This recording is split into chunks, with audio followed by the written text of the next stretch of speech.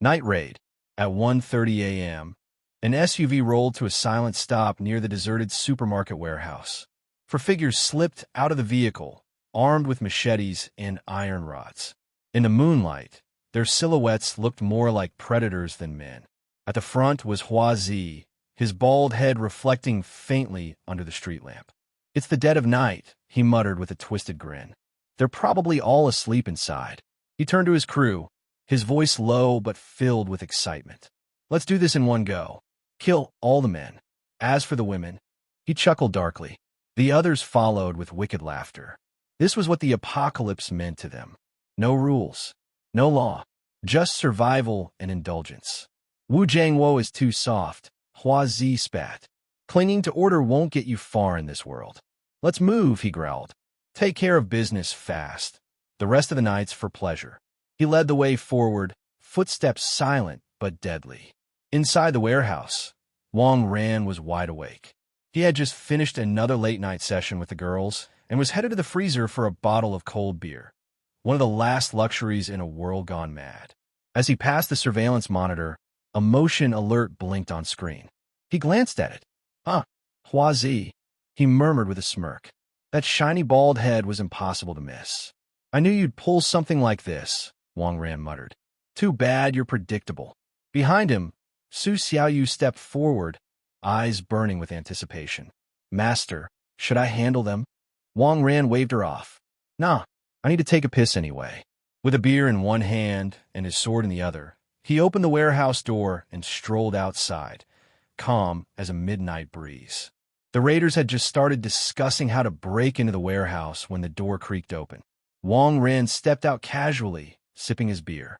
They froze in surprise. "Well, look what we have here," Hua Zi sneered. "You're just in time, brat." "How many people inside?" he barked. "Call them out. This place belongs to Master Hua now." Wang Ran took another sip, then shrugged. "Just 3 of us in total. But I don't like waking up the ladies. They don't deserve to be bothered by mosquitoes at this hour." Hua Zi blinked. "Only 3. A huge grin spread across his face. That meant this place would be easy pickings.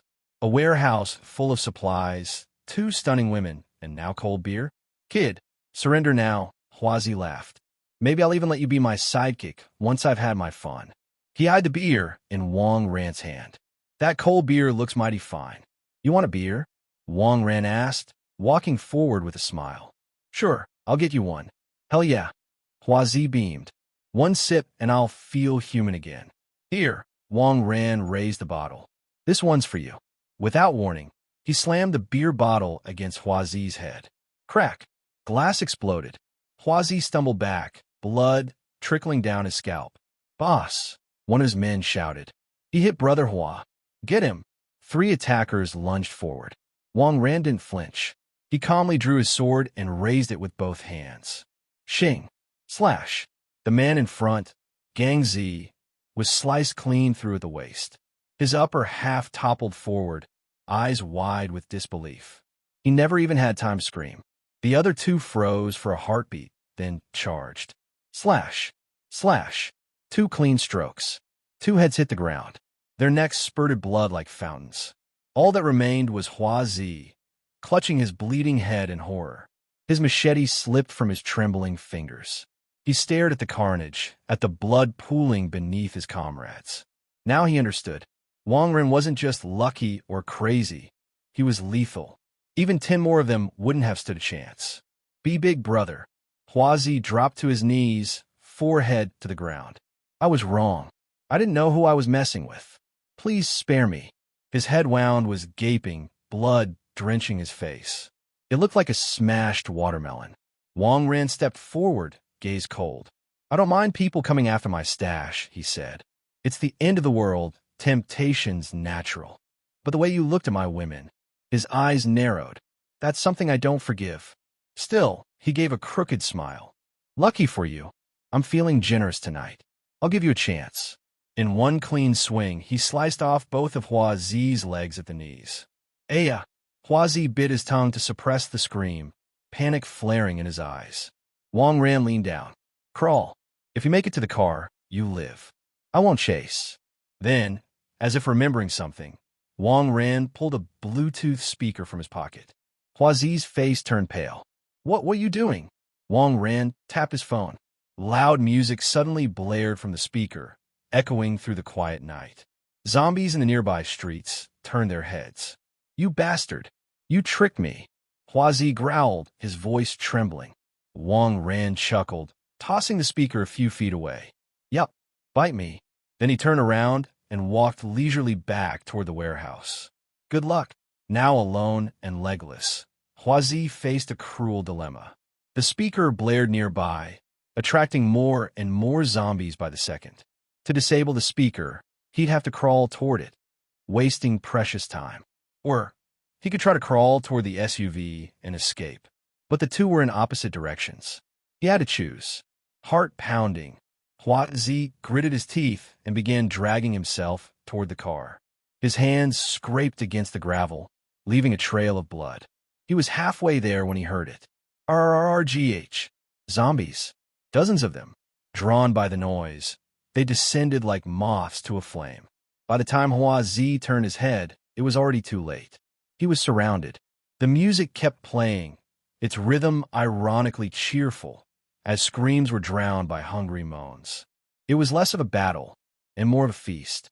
An eventful day. Morning sunlight poured through the warehouse skylights as Wang Ran stirred awake, stretching with a satisfied sigh. Ever since they'd secured the warehouse, he had stopped using the tent and moved into a proper bed, one he'd claimed from the furniture section and strategically placed near the big surveillance screen for convenience. Life after the apocalypse had its comforts if you were smart about it. Master, breakfast is ready. Lin Momo appeared with a bright smile, carrying a tray with a perfectly prepared breakfast, seared steak sliced into thin strips, paired with a fried egg. The aroma alone could wake the dead. She placed the tray down beside him and leaned forward with a fork in hand. Master, say, ah. Wang Ran obediently opened his mouth and bit into the seasoned meat. That's really good, he praised, chewing thoughtfully. Lin Momo blushed. Thank you for the compliment, Master. Does that mean I get a reward? Wang Ran chuckled, gently patting her head. I know you're up to something, but I can't prove it just yet. She giggled softly and continued feeding him bite after bite. By the way, where's Xiaoyu? Wang Ran asked between mouthfuls. He hadn't seen her when he woke up. Sister Xiaoyu saw a swarm of zombies gathering near the warehouse on the monitors. She went out early to clear them out, Lin Momo explained.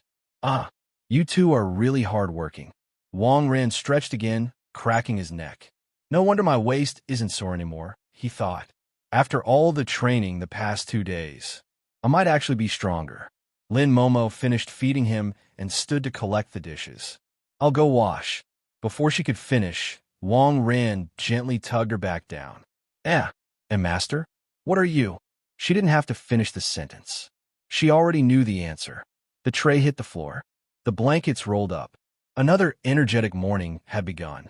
A while later, the warehouse doors creaked open.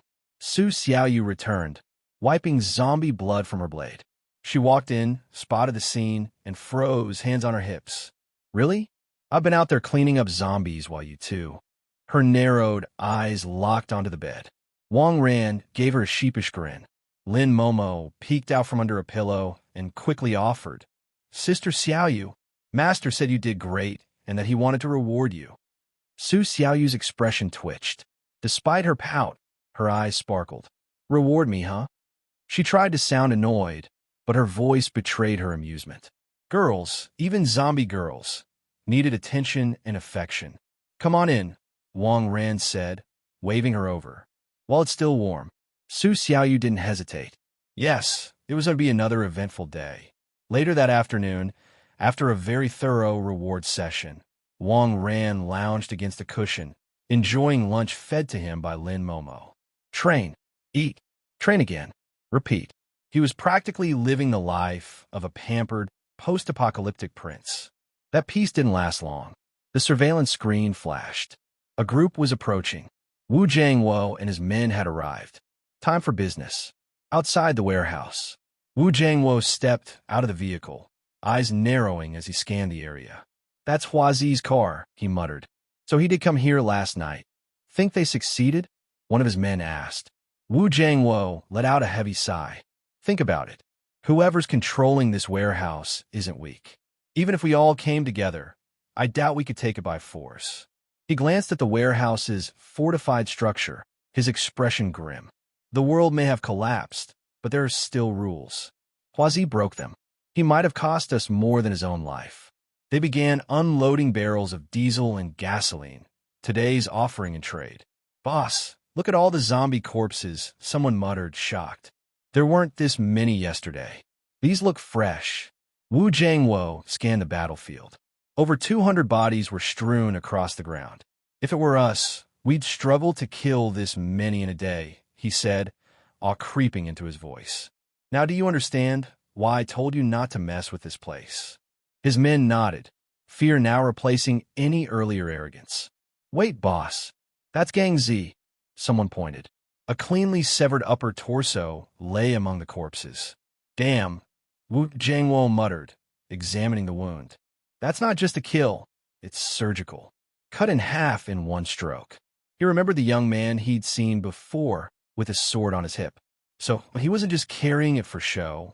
The others around him swallowed nervously. This wasn't someone you wanted as an enemy. As if on cue, the warehouse doors opened. Wang Ran stepped out, wearing a loose robe and carrying his sword casually on his shoulder. He looked more like someone leaving a spa than a man who just killed 4 intruders and 200 zombies.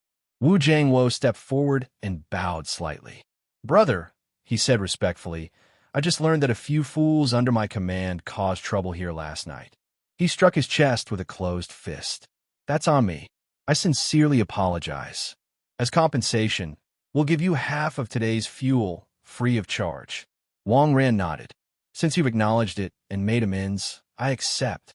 In truth, he was beginning to understand why Wu Jiangwo would go on to become one of the most respected awakened in City Inn. Strength, principles, leadership, he had them all. Before long, the trade was complete. Oh, that's right, Wu Jiangwo added. Last time you said you needed gold. I didn't ask why, though I can't imagine what use gold has in this world, but he leaned in slightly. We found something. There's a bank with an underground vault. One of our women used to be the vault manager. She has the key. If you're interested, we can go together. You'll have first pick of the loot. Wang Ran grinned. Now, that sounded like an opportunity. Hey, welcome to Firescale Audiobooks. If you enjoy our audiobooks, please consider subscribing to the channel. Also, feel free to share your review in the comments section below. Man's best friend. A treasury? That's interesting. How about this? I'll take all the gold inside. You'll have lots of food in exchange. Consider it as payment for the gold. I won't shortchange you. How about it? Wang Ran suggested. As someone who had been through this, Wang Ran knew the value of gold. After the apocalypse had gone on for a while, order gradually returned, and all currency became worthless. Only the ancient metal, gold, was once again valued by people. Wu Jiangwo looked at his men and then nodded. We'll do as you say. When do we take action? Wu Jiangwo asked. I'll have a word with my girls, then we'll set off, Wang Ran said with a smile. You're leaving the ladies on their own? Aren't you afraid that others will target this place? Wu Jiangwo was a little worried. Do you see the 200 dead zombies at the door? One of the girls got up this morning and was bored, so she killed them all by herself. I don't think anyone can take down this warehouse unless someone comes with military vehicles. After Wang Ran finished speaking, he turned around and entered the warehouse. F***CK. One person did all that. Boss, do you believe him? He must be joking. The underlings all gasped. I don't think he has any reason to lie. Those 2 girls carried a lot of weight without breaking a sweat in our first meeting. Look, those 200 zombies all died in the same way. Their skulls were all based in. It's clearly the same person. It adds up to his claim. Although I don't know how she did it. Wu Jiangwo fell into thought. The underlings swallowed deeply. Terrifying, too terrifying. No wonder he was able to occupy such a bountiful stash. It was the work of a very formidable group. Not long after, Wang Ran came out. Let's go, he said. Let's read to get it done in an hour. I still have to deliver some takeaway later. Wang Ran had taken a pack of cold beer and distributed it to everyone. Thanks. Wu Jiangwo and his underlings were overjoyed. Cold beer was such a luxury during such times. Brother Wang Ran, let's go back to the campsite and drop the food off. We'll fetch the key to the vault. It's on the way, not far off. Wu Jiangwo started the car while drinking beer.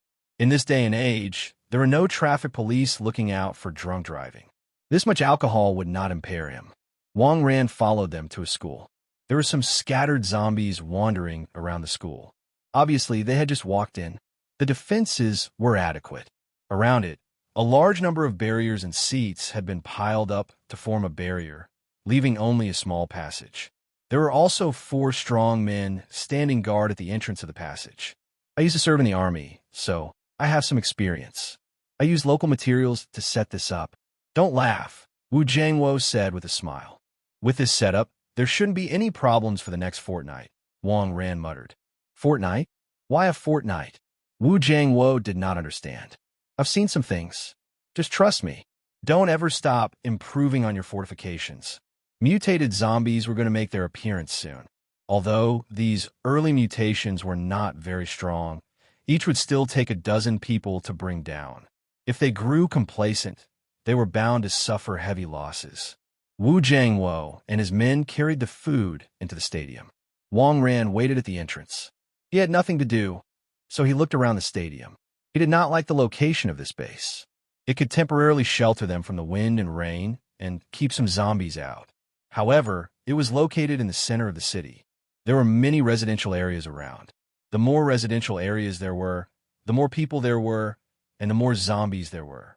When mutated zombies start showing up, they could get into trouble. However, everyone had their own way of survival in the apocalypse. Wang Ran would not interfere with them. After all, there were so many people in the world, and it was impossible for Wang Ran to take care of every single one of them. At that moment, a small figure flashed behind the outer wall of the stadium and caught Wang Ran's attention. Wang Ran walked over carefully. A thin and frail little golden retriever was curled up in the corner, shivering. Judging from its size, this little golden retriever was probably only a month old. Its eyes were a little dim. It was clearly malnourished. Rotten zombie meat was around, but it was smart and had not eaten it. Wang Ran took out a ham sausage from his pocket, which he always carried around as a snack. He peeled it and placed it in front of the golden retriever. The little fellow was obviously famished. After it confirmed that Wang Ran had no ill intentions toward it, it gobbled the sausage in a few bites. The golden retriever let out a few soft cries, seemingly expressing that it was still hungry. I only brought one. Why don't you come with me? I have quite a lot of meat at my place, Wang Ran said with a smile. It was unknown if the little golden retriever understood Wang Ran's words, but it walked up and rubbed against Wang Ran's shoes. All right, you can follow me from now on. Wang Ran immediately picked up the little golden retriever, wrapped it in his coat, and put it in his arms. Having a dog in the post-apocalyptic world had many benefits. For example, they could stand watch at night and sniff out supplies. Of course, this had to be a smart dog.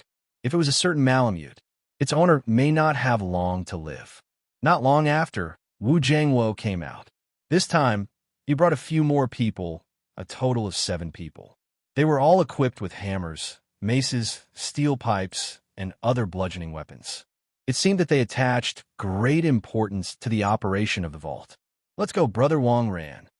Wu Jiangwo led everyone into the car. Yo, Brother Wang Ran, where did you pick up this dog from? In this world, we can't afford to keep dogs. It's going to take up a lot of resources when it grows up. Wu Jiangwo sighed.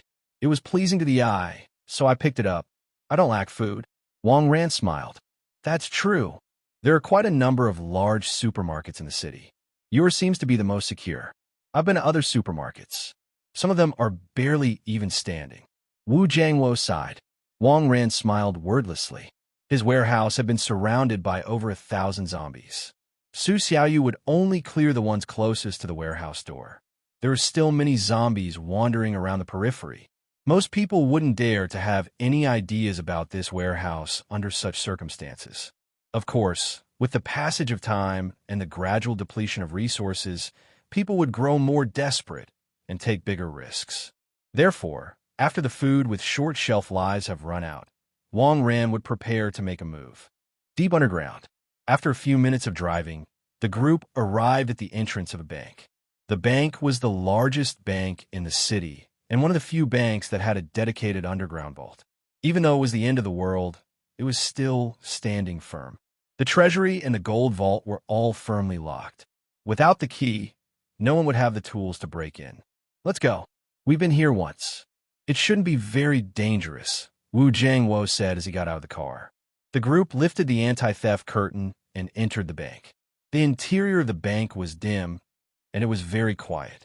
Wang Ran gently stroked the little golden retriever's head soothingly. Wang Ran did not dare to leave this little thing alone in the car. In terms of safety, Wang Ran was the safest spot for it. Go through 2 doors, and you'll find a small elevator that leads to the underground vault. We got the key and the key card. Wu Jiangwo patted his pocket. Wang Ran nodded. He would not be able to force open a vault anytime soon. Of course, when the city ran out of power, it would be even more difficult with the vault sealed shut. Wu Jiangwo swiped his card and led everyone through the 2 doors smoothly. They did not encounter any zombies on the way. We didn't go this far the last time we came, but there are no zombies here. I can't help but find it strange, Wu Jiangwo said softly. There are definitely zombies here, Wang Ran said with certainty. He could feel the little golden retriever in his arms trembling in fear.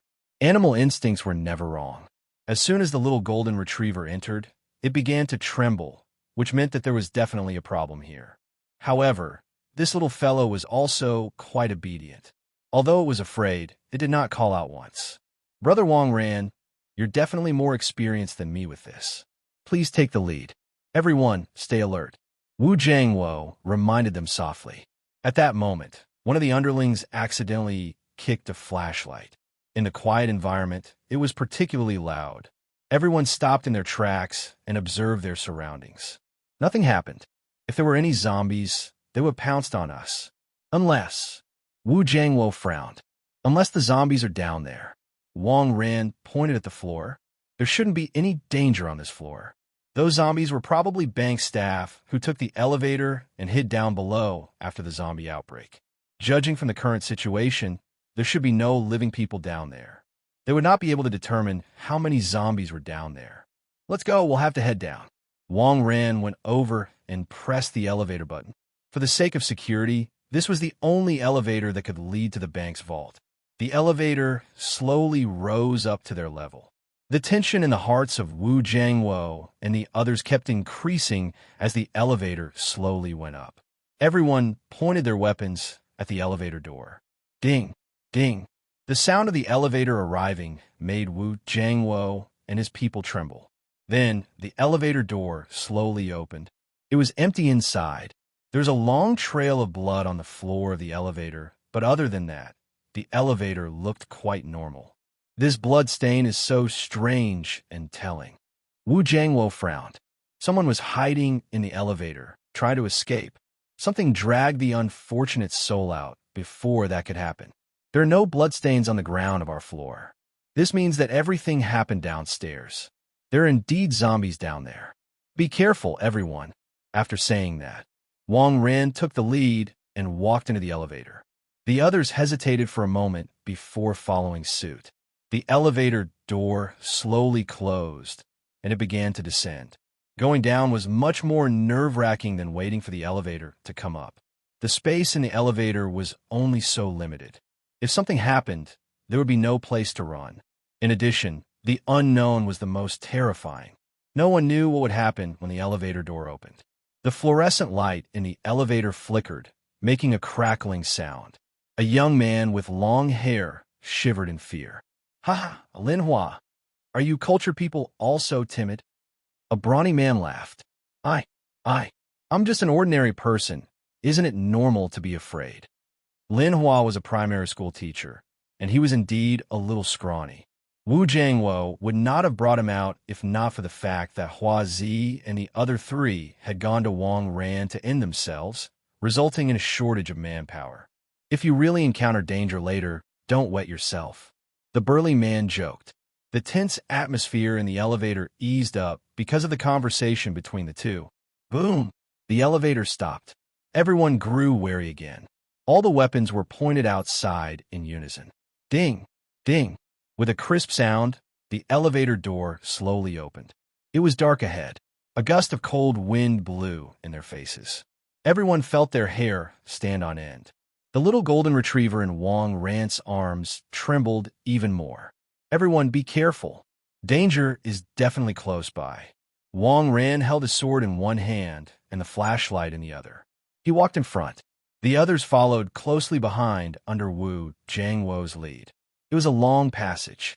The light from the flashlight couldn't reach the end. It only provided enough visibility for a dozen meters before him. On both sides of the passage, they're all corpses. F***CK. Why are these corpses all dismembered? This doesn't look like something zombies would do. The burly man muttered softly. Normal zombies only ate living humans. They never had to be needlessly cruel. Something's wrong.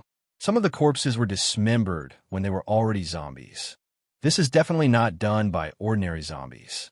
It's possible. Wang Ran had a bad feeling in his mind. A mutated zombie. Someone once concluded that the more confined the space was, the more likely it was for mutated zombies to appear. This was just like the Chinese poison jar story. Poison would kill poison within a small space, and something potent and deadly would emerge. At first, Wang Ran thought that the mutated zombies would only appear a month after the apocalypse. Unexpectedly, it had only been a few days. Perhaps these mutated zombies had not shown up late. They had been there from the start, but remained trapped elsewhere. Whoa! At the end of the corridor, there was a soft whimpering sound. It was creepy. I'm done. I'm out of here. Lin Hua shouted and rushed to the elevator. F***CK. Lin Hua, what are you doing? Wu Jiangwo hissed. Shouting like that was disastrous. Mutant zombie. Lin Hua, come back. If you take the elevator up, what are we going to do? The brawny man wanted to call Lin Hua back, but Lin Hua was only focused on escaping. He had already run into the elevator and was desperately pressing the button. The elevator door slowly closed. F***CK.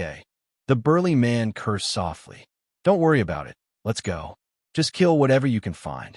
Wang Ran continued to walk forward. Brothers, keep up. Wu Jiangwo took the lead and followed Wang Ran closely behind. He truly admired Wang Ran for being able to remain calm in such a situation. Soon, Wang Ran was close to the end of the passage. He raised the flashlight. A woman with long hair that reached her shoulders was munching on something with her head lowered, her back facing the group. Whoa! The woman sensed the people behind her and stopped gnawing. She let out a sound that gave people goosebumps. Boss, what is that even? The burly man was a little scared. She doesn't look like a living person. Wu Jiangwo's body trembled instinctively. His intuition told him that this thing was very dangerous. Wang Ran hung the flashlight off his belt and held his sword with both hands. He had to take this seriously. Ka. The long-haired woman slowly turned her head. A pale face and bloodshot eyes. Her pupils were the signature gray-white color. Her chin and neck were covered in black blood. It was dry blood. From the looks of it, she was the one who had eaten all the corpses in the underground passage. A mutated female. It's a pity that you're a little ugly. Wang Ran smiled. Woo-woo. With a wail, the long-haired female, zombie, suddenly stood up. Her long nails left deep scratches on the wall beside the passage. Boom! The female zombie's sharp claws scratched the wall, sending some gravel and sand flying toward the group of people. Then, she hopped off the walls of the passage in quick succession and approached the crowd. Slick! Wang Ran's reaction was far better than an ordinary person's. He quickly followed the female zombie's movement in the air. His sword came down. The female zombie's arm fell to the ground, severed. The female zombie let out an ear-piercing scream and fell to the ground. However, she quickly got up again. The short-haired man closest to her swung an iron bar at her head. There was a muffled sound. The female zombie did not seem to be fazed. She gritted her teeth, and her sharp claws instantly swept across the short-haired man's forehead. The short-haired man's head and scalp fell to the ground. The female zombie reached out and dug out the short-haired man's brain, then put it into her mouth. Zhang Chong. Wu Jiangwo's eyes turned red. He waved his fireman's axe and hacked at the female zombie. The female zombie effortlessly evaded his blows. "Stand back. I'll take her," Wang Ran said indifferently and charged at the female zombie with his sword. Wu Jiangwo knew that he and his people were no match for the female zombie and would only be a hindrance, so he immediately took a few steps back. When Wang ran rushing over, the female zombie's eyes showed a hint of vigilance. Roar! The female zombie hesitated for a moment. She did not dare to fight Wang Ran head-on. Instead, she chose to rush toward Wu Jiangwo and the others, who were easy to deal with. "Damn it! Why are you so cowardly?" Wang Ran immediately chased after the female zombie. However, judging from her speed, he might be too late to save Wu Jiangwo. Wang Ran made a prompt decision. He held the long sword in reverse and threw it at the female zombie's back. Puff! The long blade pierced through the female zombie and nailed her to the ground. Wang Ran quickly stepped forward, stepped on the female zombie's back, and pulled out the sword. Ka-ka! The female zombie's head turned 180 degrees to the back, and her mouth opened and closed, releasing a foul odor. "Bye!" Wang Ran raised his sword and swung it down. The female zombie's head rolled to the side. Phew! How the hell do zombies end up like that? She was so King difficult to deal with. "If it weren't for you, Brother Wang Ran, we would all be dead." Wu Jiangwo heaved a long sigh of relief. He had never seen a zombie that could tear open a human skull with one claw. It seems that all the people here have turned into zombies. So many zombies had nothing to eat, so they started to eat each other's brains. In the end, the strongest remained. This was it. Wang Ran kicked the female zombie's head. In the future, the zombies will become stronger and stronger.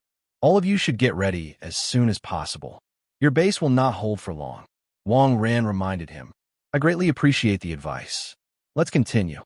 Our target this time is gold. We can't come here for nothing." Wu Jiangwo sighed. He had lost yet another man. It would be a pain in the ass if he returned empty-handed. The group of people walked to the end of the passage. At the end of the corridor was a huge round door. There was a keyhole in the middle of the door handle. Wu Jiangwo stepped forward and inserted the key. Then, he and Wang Ran turned the handle. Boom! Crack! The door was unlocked. The heavy iron door was opened. Wang Ran shone the flashlight inside. "I'll go." "It's so exciting." Behind the metal door was a large, squarish space. It was filled with cash and gold bricks. He had no use for cash now. No one would use cash, even in vending machines. Normally, they would just smash it. One brick of gold was exactly 1,000 grams. It looked like there were about 500 pieces of it there. If this had been from before the apocalypse, it would have been worth 100 to 200 million yuan. However, in the current situation, everyone was looking for food and no one paid attention to gold. It wasn't until the apocalypse stabilized before gold became an important currency. All the survivor camps of various sizes also continued to hoard gold. Although Wang Ran wasn't clear about their motive, since someone wanted it, it meant that the gold had value. "Pack it up." Wang Ran took the black canvas bag beside him and put the gold bars inside. "Brothers, give me a hand." Wu Jiangwo and his underlings worked on moving the gold. Each bag weighed 50 kilograms, so there were 11 bags in total. Now, I know how heavy gold is. They used to say that if one ever got their hands on a full bag of gold, they would be able to fly. "Oh, what a load of crap." The burly man sighed. The group of people took the bags and took the elevator back to the first floor. Lin Hua had long since disappeared without a trace. The group loaded the bags of gold onto the carriage. At that moment, a figure suddenly appeared around the corner of the bank. "Help! Boss, save me!" Lin Hua's shirt was covered in blood, and he was limping toward the crowd.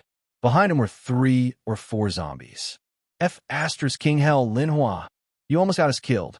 If it wasn't for Wang Ran's amazing skills, we would have died down there. The brawny man raised his axe and charged at Lin Hua. "A brilliant idea. Zhu Ming, forget it. He's already been bitten by a zombie. We don't need to do anything." Wu Jiangwo called out to the brawny man. After all, Lin Hua had not turned into a zombie yet, and Wu Jiangwo could not bear to do anything to him. "You're lucky, kid." The brawny man, Zhu Ming, returned to the car. Let's go. We'll transport the gold over and exchange it for food. Then, our mission will be completed. Wu Jiangwo started the engine. The two pickup trucks drove to the supermarket one after the other. In the supermarket, Su Xiaoyu and Lin Momo leaned against each other as they watched the educational film. You see, you can also do this and this. I didn't know about this before. Su Xiaoyu took note of the scenes as she watched. Lin Momo was too lazy to remember it all. Whatever, she preferred to be passive. Sister Xiaoyu, did you and Master know each other before? The curious Lin Momo asked. Yeep, I lived in the apartment opposite his. I used to see him jogging downstairs every day. There were a few times when I wanted to say hello to him, but he was too fast. I couldn't even catch up. Su Xiaoyu covered her mouth and laughed. She thought that the two of them could get to know each other through some opportunity, but who knew that the apocalypse would come? That's good. Now, they could be considered acquaintances, although the way they got to know each other was a little strange. By the way, Sister Xiaoyu, what if Master goes out on his errands, and we happen to get hungry? Lin Momo raised an important question. That's a very good question, she said. It's a valid concern. It's fine if Master goes out for half a day, but if he's gone for a day or two, we might go berserk. Su Xiaoyu pinched her chin. Yeah, what should we do? We can't possibly go out to eat humans, right? Besides, we won't gain anything without Master's blood. Lin Momo also expressed her concern. I have an idea. Su Xiaoyu's eyes lit up. We can secretly drain some of it while Master is asleep, like how they do it at blood donations. I'll store it in the cold storage. In case of emergencies. Su Xiaoyu said proudly. I'm really a clever little brat. I can even think of such a great idea. Master won't find out, will he? Lin Momo expressed her concern. Don't worry. Master sleeps like a log after our nightly exercise. When the time comes, we'll each get a bag. Be gentle, don't wake him up. Su Xiaoyu patted Lin Momo's back to encourage her. All right, then let's give it a try. Lin Momo had finally been successfully bewitched by Su Xiaoyu. At that moment, the sound of a vehicle pulling up could be heard from outside. Two pickup trucks also appeared on the surveillance screen. Master has returned. Let's go and welcome him. Su Xiaoyu jumped up gleefully. Although the two of them had not seen Wang Ran for only an hour, it felt like they had been separated for a few days.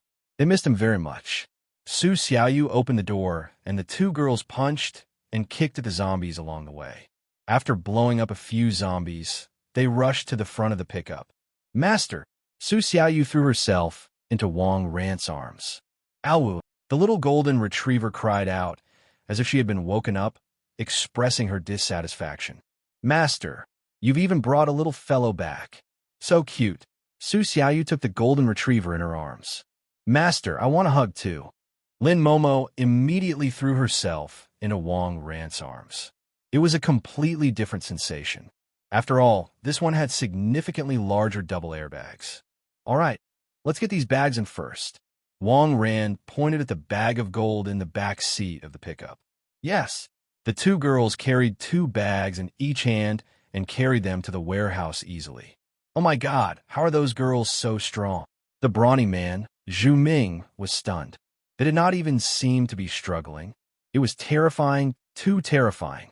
All right, let's wrap it up, Wang Ran said to Wu Jiangwo. Brother Wang Ran, if it had not been for you this time, we might have all died inside. You have the final say on how and how much you're willing to give us. Wu Jiangwo said solemnly. Wang Ran thought about it.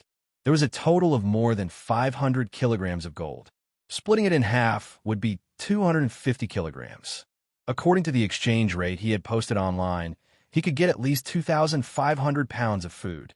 But Wang Ran had also considered a practical problem. There were only a few dozen people in Wu Jiangwo's campsite.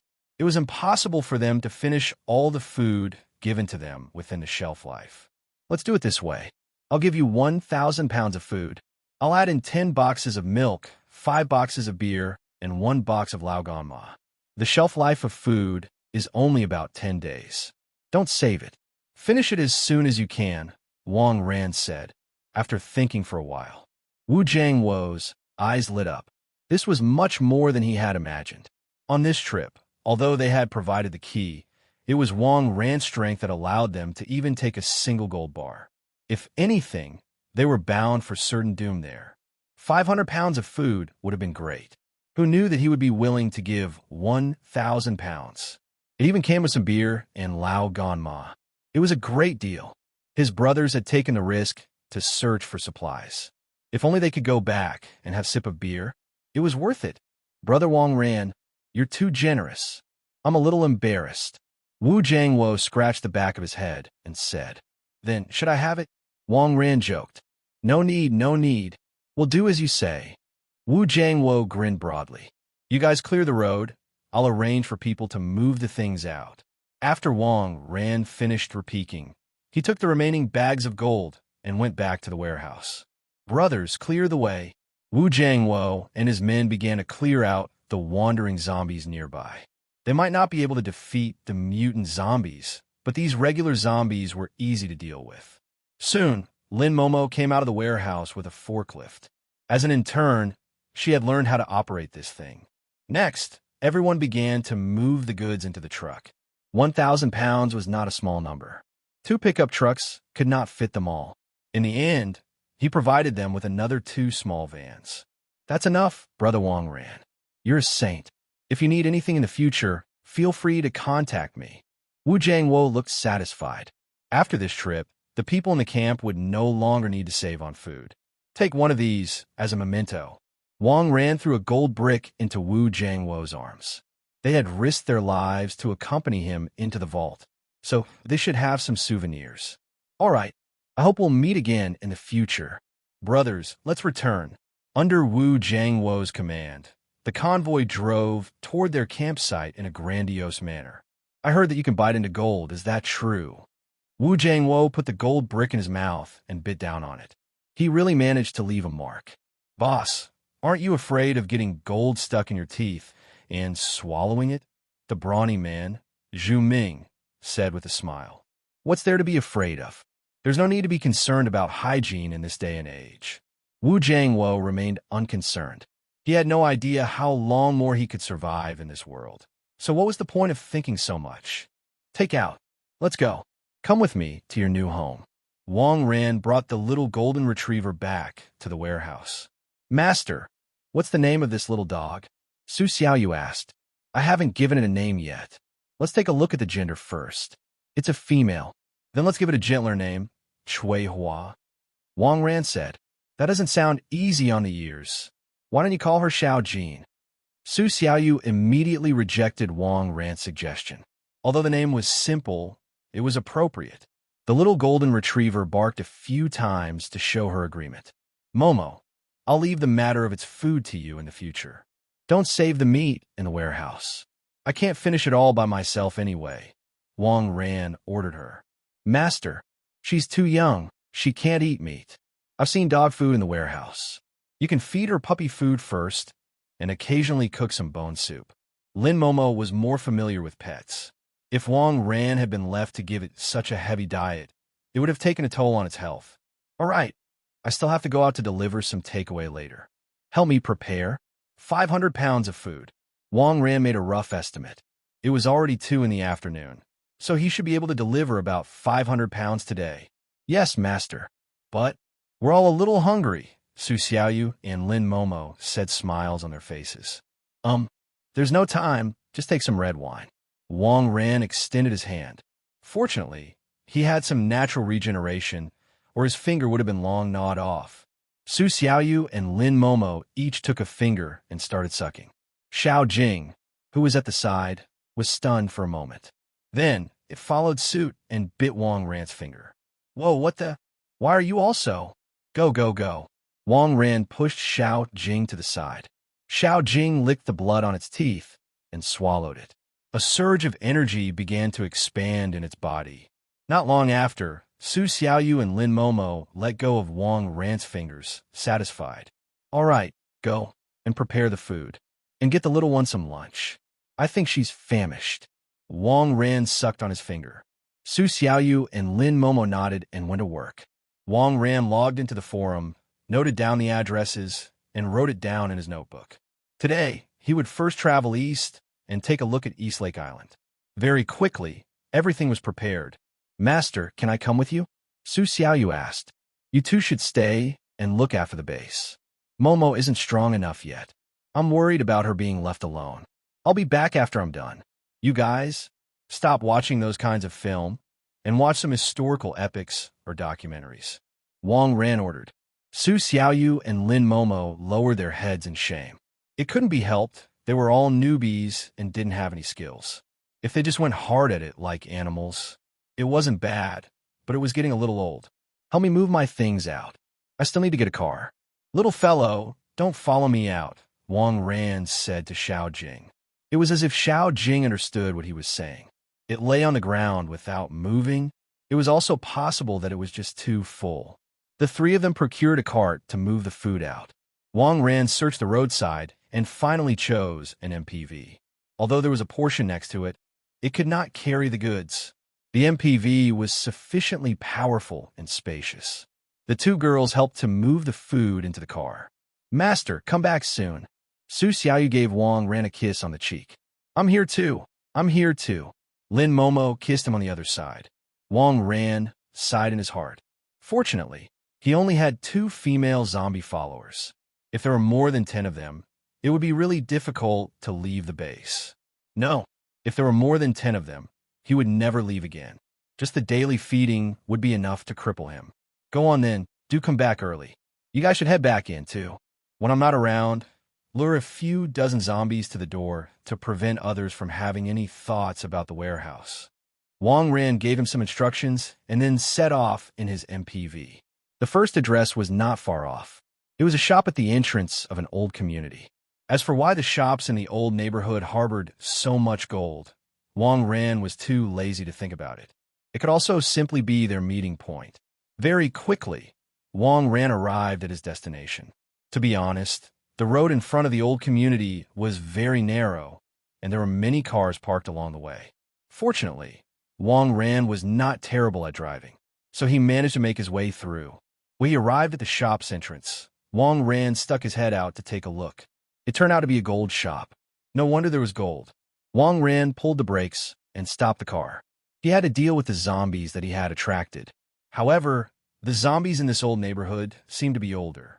Some zombies might have suffered from osteoporosis in their lives and break their legs after jumping around for 2 steps. Wang Ran dealt with it rather easily, and he cleaned up the surroundings in a few minutes. After dealing with the zombies, Wang Ran knocked on the door of the gold shop. There was a slight movement inside, but no one came to open the door. "I'm from the forum, Gold for Food." Wang Ran shouted inside. This time, someone perked up. "Are there any more zombies outside?" That was the first question the person inside asked. They were rightfully cautious. "I've killed them all." "Don't worry and open the door," Wang Ran said indifferently. It was normal to be wary. In this world, only those who were wary could survive. Previously, Wang Ran had only managed to survive for a year by being on high alert. The curtain door was pulled open. The person who opened the door was an old man in his 60s. There were 2 boys in their teens, holding sharpened wooden sticks in their hands. He was very vigilant. "The food is in the car. You wanted 20 pounds of food, right? You got the gold?" Wang Ran asked. "I do. Sir, this price." The old man was a little hesitant, obviously thinking that it was too much. However, he and the 2 boys beside him didn't look too good. It was obvious that they hadn't eaten for 1 or 2 days. Food was more important to them. "The price is up for discussion. You should know what the world is like now. What's the point of hoarding gold? Can it be eaten? Or do you want to make a few accessories and die with some bling?" Wang Ran said indifferently. "The seaside villa."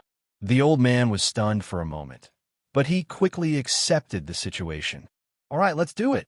I have here. I'll trade 28 pounds of gold for 28 pounds of food." The old man had probably thought it through and took out all the gold. Wang Ran nodded. He had already prepared some leeway to deal with this kind of situation. "Prepare the gold. I'll go get the food." Wang Ran turned around and walked back to the car. "Grandpa, there's a cart full of food. Do you want it?" the bigger boy asked. The old man understood what his grandson meant. They had so many people, and his grandson wanted to kill them and steal their goods. The old man frowned and hesitated for a moment. "No, look at the zombies at the door. They've all been killed. This man is strong. When not his match, it's better to remain in this man's good graces. After all, the old man was old and experienced, so he was more cautious when considering situations. The boy gritted his teeth and gave up on the idea. Soon, Wang Ran came over with food. There were cooked food, vegetables, fruits, and noodles. It was quite a variety. As soon as the food showed up, the three stomachs growled at the same time. They had not eaten for a day and a half and were famished. Here's the gold. Keep it well. The old man obediently handed the gold to Wang Ran. There were gold necklaces and gold nuggets inside. Obviously, they had saved up the items in the shop and hadn't had the time to smelt them. Wang Ran used the tip of his blade to check on it. It was the right color, and no additional metals had been mixed in. All right, the deal is complete. Good luck.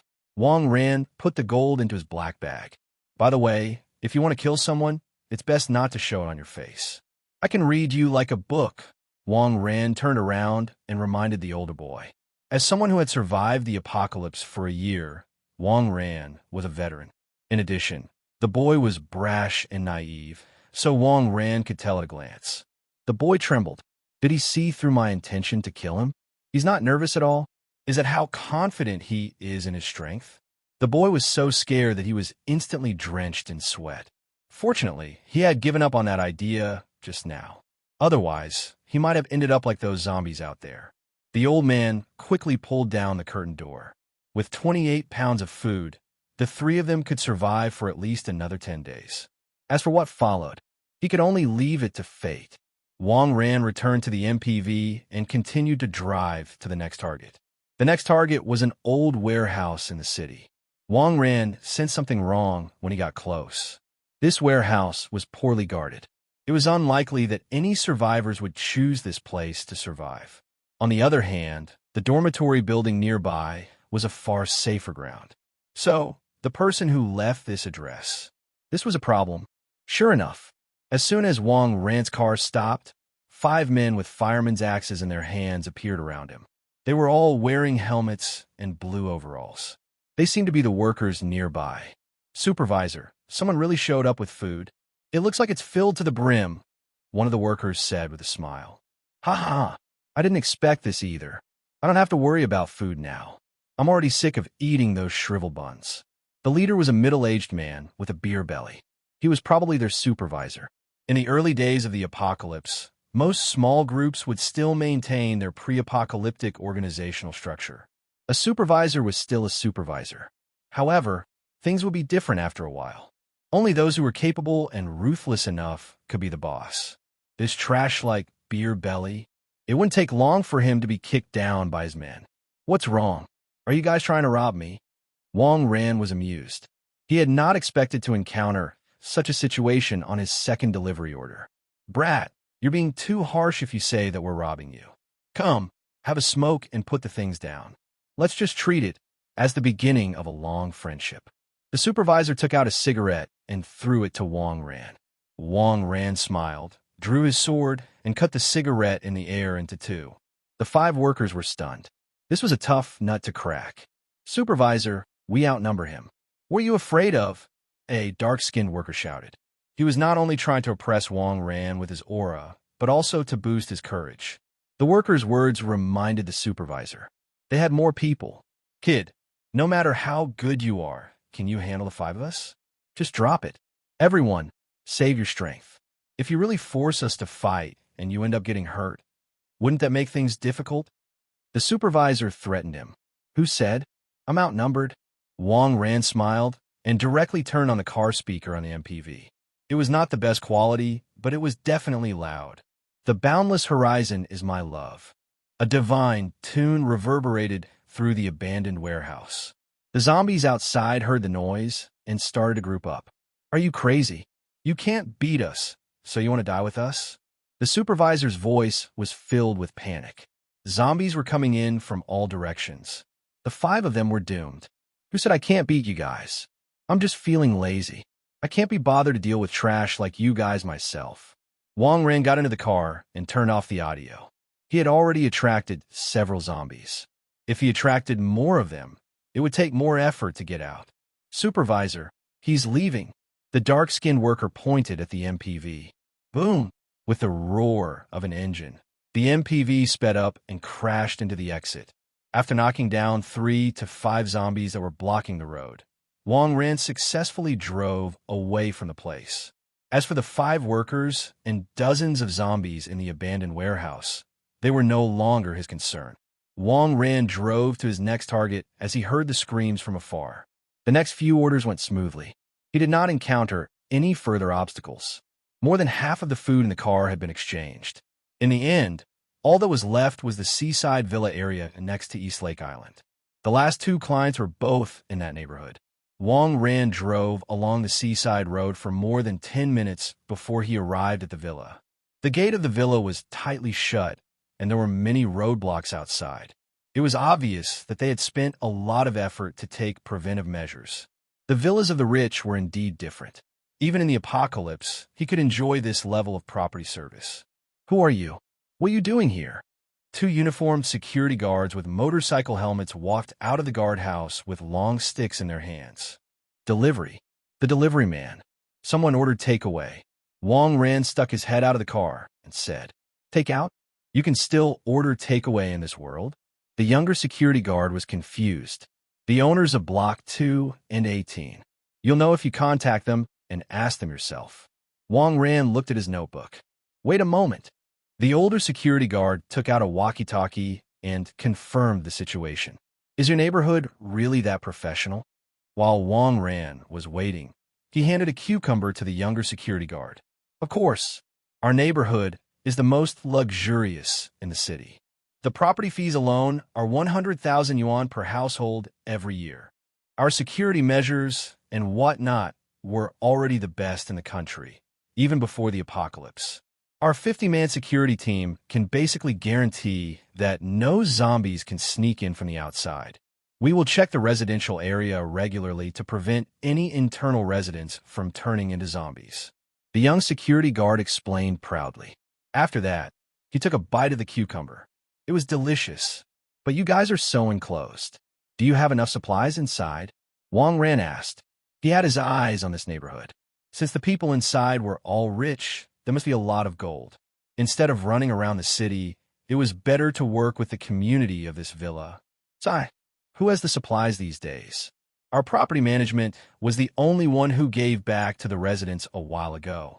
We got 2,000 pounds of organic rice and handed out 20 pounds per family. I don't think it'll last long. However, each of these households has a large courtyard. Many people have already started to plant potatoes and vegetables. Our property management excavated most of the green space and have started something here. As long as the zombies don't break in, we will manage to scrape by." The security guard sighed. Wang Ran nodded. A community like this had a natural advantage in the early stages of the apocalypse. Their walls were very high, and they were connected to their own power grids. This was also a beach far away from the city.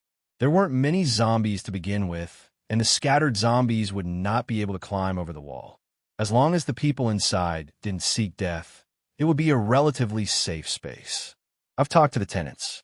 They did have some of your takeout. Do you mind if we check the car? It's for safety reasons. Please forgive me." The old security guard came over and said, "No problem. There's only food in the car, no zombies." Wang Ran took out another banana and handed it to the old security guard. The old security guard smiled and put the banana in his pocket. This was the benefit of being a security guard. Usually, he would collect cigarettes, and during the apocalypse, he would collect food. He had no psychological barriers at all. The old security guard checked and confirmed that there was no problem. He then removed the roadblock and informed the guardhouse to open the railing. Wang Ran said goodbye to the 2 security guards and drove the MPV into the villa area. There were a total of 100 residences in this area. Wang Ran's clients were number 2 and number 18.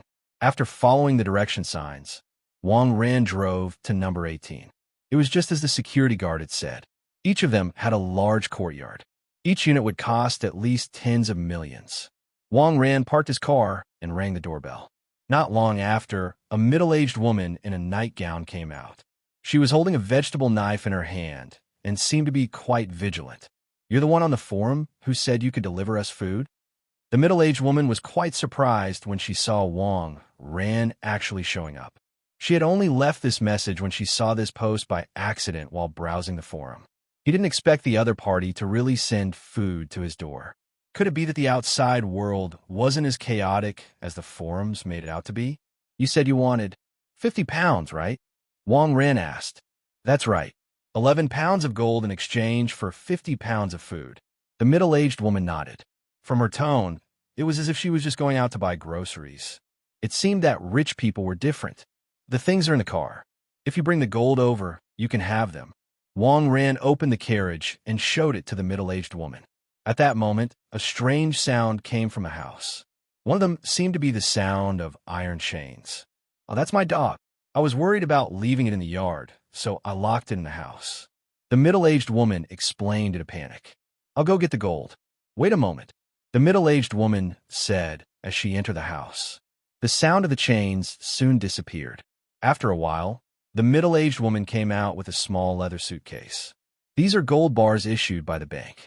Each one is exactly 1,000 grams. There are 5 pieces here. The middle-aged woman took out the gold bar from the suitcase and handed it to Wang Ran. All right, here are your 50 pounds of food. When the middle-aged woman entered the house, Wang Ran had already moved the food out of the car and placed it in the courtyard. The middle-aged woman looked at it and frowned. You, she said. No meat, the middle-aged woman asked. Meat? There's some cooked food, but there's none today. The food that Wang Ran had brought over was food with a short shelf life. Meat could be kept in cold storage, so he didn't plan to trade it. Cooked food? Is there any raw meat? It'd be best if it's the kind with blood. The middle-aged woman was slightly excited. A thought flashed through Wang Ran's mind. Iron chains, raw meat, a chained-up zombie. This middle-aged woman had a zombie locked up in her house. It was either her husband or her child. I'm sorry, there's no raw meat. Wang Ran shrugged his shoulders. In the post-apocalyptic world, there was no need to talk about morals or the law, but feeding zombies with resources? This was simply too shameless. I can't stand it. The two of them had drunk his blood, so they shouldn't be in the scope of condemnation. I'm willing to pay double the price. 3 times? Is 3 times okay? The middle-aged woman pleaded. When she saw Wang Ran's expression, she knew that it was not that he did not have it, but that he was unwilling. That's right, in the apocalypse, vegetables and fruits were easy to grow, but poultry would be significantly harder to raise. I'm sorry, that's all I have. If you need anything in the future, you could just send me a message. I'll stop the service in a week. Wang Ran wrote a note and gave it to the middle-aged woman. The middle-aged woman sighed, and a trace of disappointment flashed in her eyes. Obviously, the food did not make her very happy. After taking care of number 18, Wang Ran drove the MPV to find his last client. He could go home after this. After a round of searching, Wang Ran found number 2 in the depths of the villa area. Anything numbered above 10 would be on another level of luxury. Each top 10 residence had its own swimming pool, basketball court, and garden. Crossbow-wielding girl. TSK. How disgusting. Wang Ran sighed as he parked the car. To be honest, living in such an environment was indeed quite enviable. His small apartment was like a doghouse compared to this place. Wang Ran stepped forward and knocked on the door. Then, he pressed the doorbell. It was probably because the house was too big that it took a while for someone to open the door. You're here to deliver food, right? The door opened a crack, and a crisp female voice asked, I'm not running a charity here. I'm here for a trade. Prepare your gold, Wang Ran said indifferently. Let me see if there's really food first. The girl was very cautious. Wang Ran sighed. He walked to the car, took out a bag of red bean bun and a bag of tomatoes, and shook them at the door. The door slowly opened. A girl in a checkered short skirt, who looked to be about 16 or 17 years old, was holding a crossbow in her hand. She was carefully sizing Wang Ran up. Where are the adults in your family? You're home alone? Wang Ran was stunned. It was already the end of the world, and it would be difficult for a little girl to survive. Although the current security measures in this community were still good, who knew how long they would last? Of course, I have adults in my house. The adults are all in their rooms, the little girl replied. Wang Ran smiled. Only a ghost would believe that. If there were adults in the house, Would they let a little girl open the door? It was good to be on guard, but she was too inexperienced. If she met someone with bad intentions, she wouldn't be able to deal with them. You're the one asking for 30 pounds, right? I still have 74 pounds left here. If you give me the gold, I'll throw in a bonus. Wang Ran casually picked up a tomato and spoke as he munched on it. The girl was silent for a while and then nodded. I'll go get the gold. You wait at the door. The girl closed the door after she finished speaking. Wang Ran smiled. He was a little impressed by this little girl.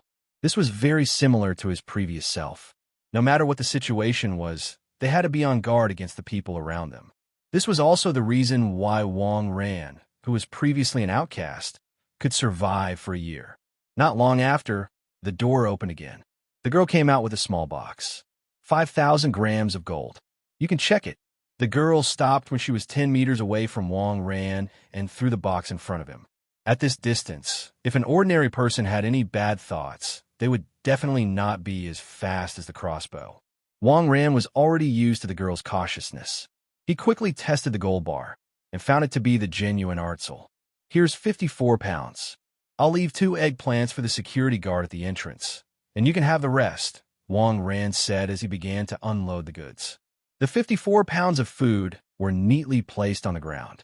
At that moment, the girl heaved a sigh of relief. By the way, can you get a mouse? Gaming, something solid like Razor, ROG, as long as it does the trick. I'll give you a gold bar in exchange, the girl said. Each of her gold bars was 500 grams. A gold bar in exchange for a mouse? Wang Ran was stunned.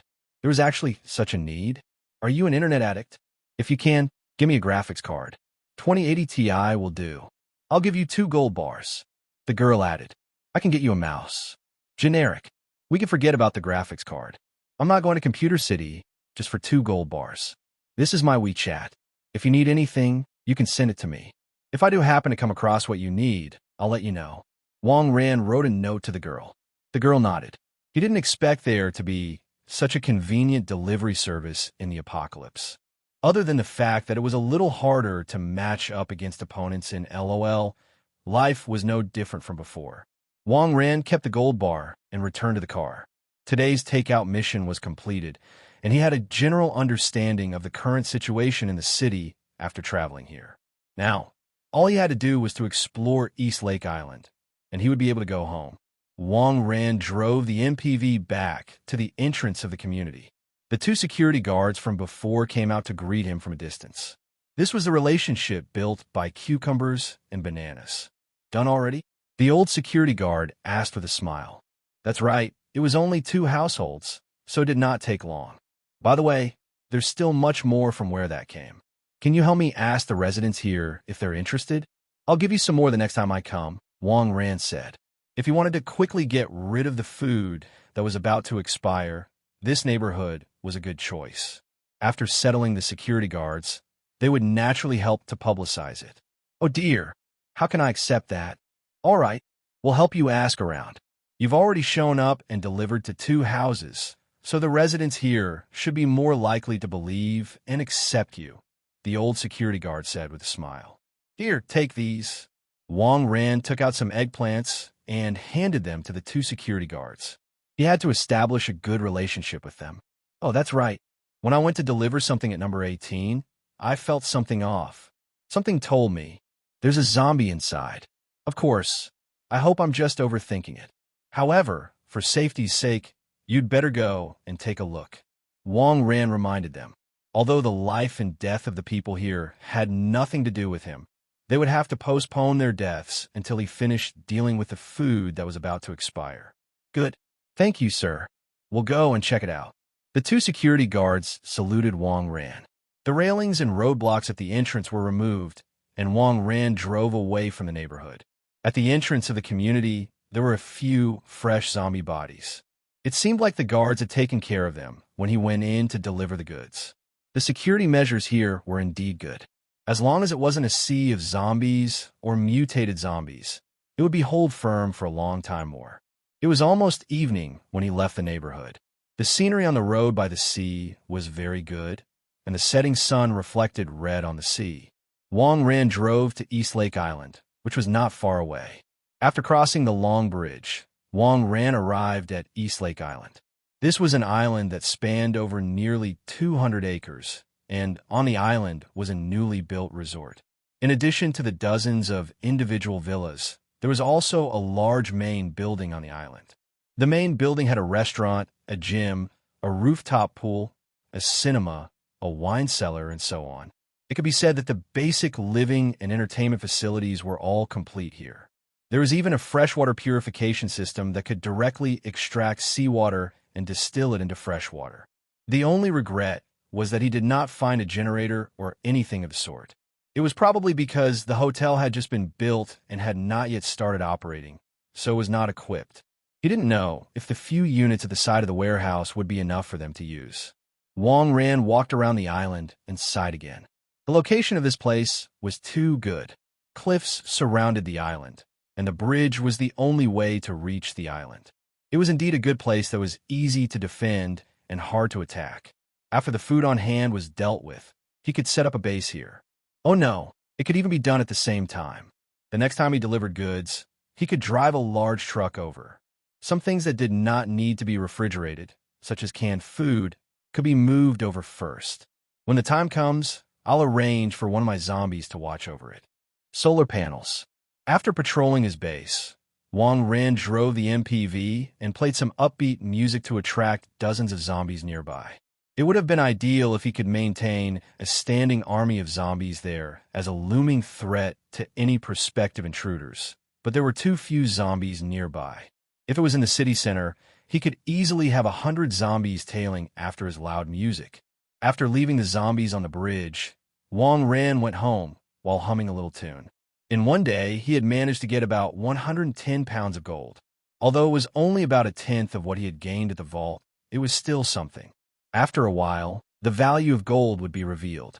At that time, the major survivor camps would start to collect gold. You want to join a camp? I'll only accept you if you hand over gold. Want exchange for food? Sure, bring the gold. Do you want to be happy? We even have B-list female celebrities here. Do you have gold? Although Wang Ran did not know what actual use they had for the gold, he would definitely not be a loss if he saved as much as he could. In any case, it had all been exchanged for food that was about to expire, so he only stood to gain from this. As he passed a crossroad, a Lamborghini suddenly hit him from the side. It was speeding with reckless abandon. Although Wang Ran reacted quickly, he could only do so much. The two cars collided. Wang Ran's MPV took a big hit and rolled over. Fortunately, Wang Ran had a good driving habit. Even though it was the end of the world, he was still wearing his seat belt. Otherwise, he would have been thrown out of the car long ago. F***CK. Who taught you to drive? Wang Ran climbed out of the car. He was merely bruised and would quickly heal. The front of the Lamborghini was caved in. The occupants sat unmovingly. Wang Ran walked over with his sword drawn. Save me. A man in the driver's seat shouted at Wang Ran with a pained expression. Wang Ran took a look and saw that he was covered in blood below his waist. As for the woman sitting next to him, she was bleeding profusely from the mouth. She was no longer breathing. Wang Ran instantly conjured up an image in his mind. That must have been the case. How tragic. TSK, TSK, TSK. It has already come to this. There's no hope. Save me. I have money. My family is very rich. Quickly, send me to the hospital. The man's face was pale, and it seemed like he was losing blood very quickly. F***CK your money. What good is it? You T-bone me. You brought this on yourself. Give me back an MPV. Wang Ran cursed. He had been driving the MPV for a day, and he had developed feelings for it. He had wanted to take good care of it, but in the end, it was totaled. Good sir, I have a box of money in my trunk. There's at least a few million there. There's also a box of diamonds. They're quite valuable, too. If you save me, I'll give you everything. The man must have sensed the severity of his blood loss as his body began to tremble. Diamond? Cash. Wang Ran sighed. It's useless. If it's gold, I could reconsider. But it wasn't. Good luck. Judging from your condition, you'll go into shock in about 3 minutes. Don't worry, it won't be very painful. It's much more comfortable than being bitten to death by zombies. Wang Ran consoled him with a few words. Don't, brother. I still have a factory. They produce solar panels. If you want, I can give you the factory, the man cried. Wang Ran had no interest in the factory. It was the end of the world. Who could still keep a factory running? Where would they find workers? Zombies? However, solar panels did pique Wang Ran's interest. It must be known that diesel generators had many shortcomings.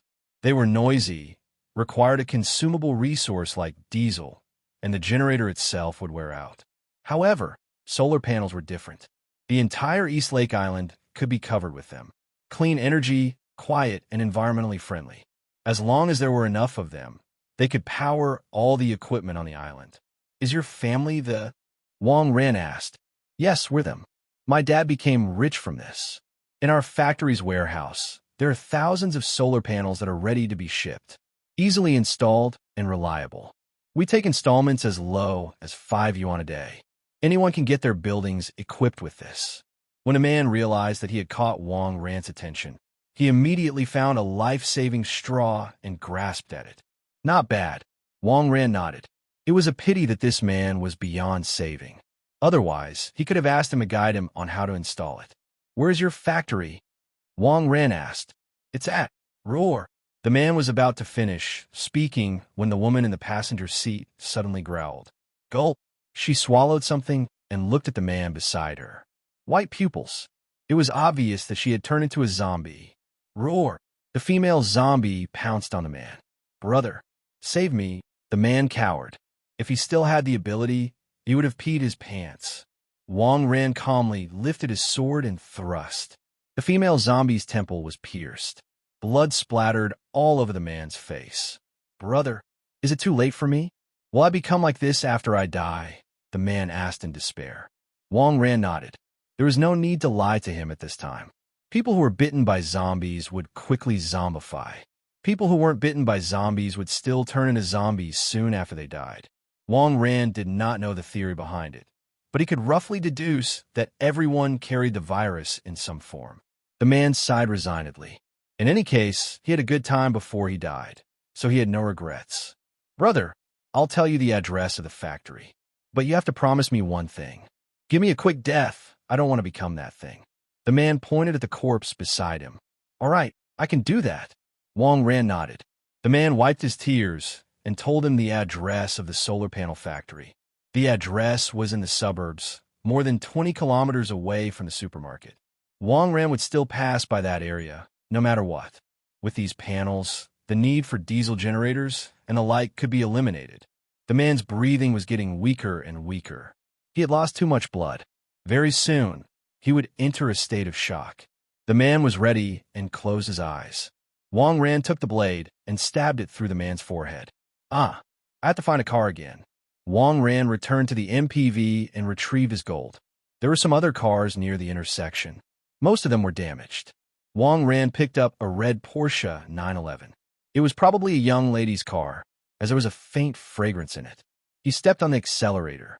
His speed, it was on another level. Wang Ran instantly forgot about his MPV, gaining more strength. With the Porsche, it did not take long for him to return to the warehouse. Master, you're back. Su Xiaoyu and Lin Momo immediately turned off their screens and ran over. Xiao Jin also followed closely behind. Master, you're injured? Su Xiaoyu saw that Wang Ran's clothes were torn and there were some small bruises on his body. Su Xiaoyu almost burst into tears. I got into a car accident. It's no big deal. Wang Ran explained. Who dared to hurt Master? Is he dead? Su Xiaoyu mumbled. He's dead, and he died quite miserably. Wang Ran's body trembled when he thought of the condition below that man's waist. Fortunately, Su Xiaoyu had regained consciousness when she ate him. Otherwise, he would have ended up like that person. Master, dinner is ready. You can dig in. Lin Momo held Wang Ran's hand and walked to the table. Today, Lin Momo had specially prepared hot pot. It was done with an induction cooker in 2 pots. One side was numbingly spicy, while the other side was clear soup. The ingredients had also been cut and prepared. Momo, not bad at all. This is worthy of praise. Wang Ran gave Lin Momo a look of approval. Lin Momo gave him a shy look. Wang Ran suddenly realized that he seemed to be digging a hole for himself, so he quickly gave her a stern look. Next, Wang Ran realized that he had missed out years of eating hot pot the right way. Su Xiaoyu and Lin Momo each took one side. They put the food into the pot, cooked it, and fed it to Wang Ran. He didn't even have to raise his own hands. Meanwhile, Xiao Jin was guarding the pot with its head raised, hoping that a piece of beef roll would fall down occasionally. Did you guys notice that Xiao Jin seems to have grown a little bigger? Wang Ran picked up Xiao Jin and looked around. I don't think so. It has only been here for half a day. Yeah, I don't think there's any change. Master, are you imagining it? Su Xiaoyu and Lin Momo had been with Xiao Jin the whole afternoon, so they didn't notice any changes.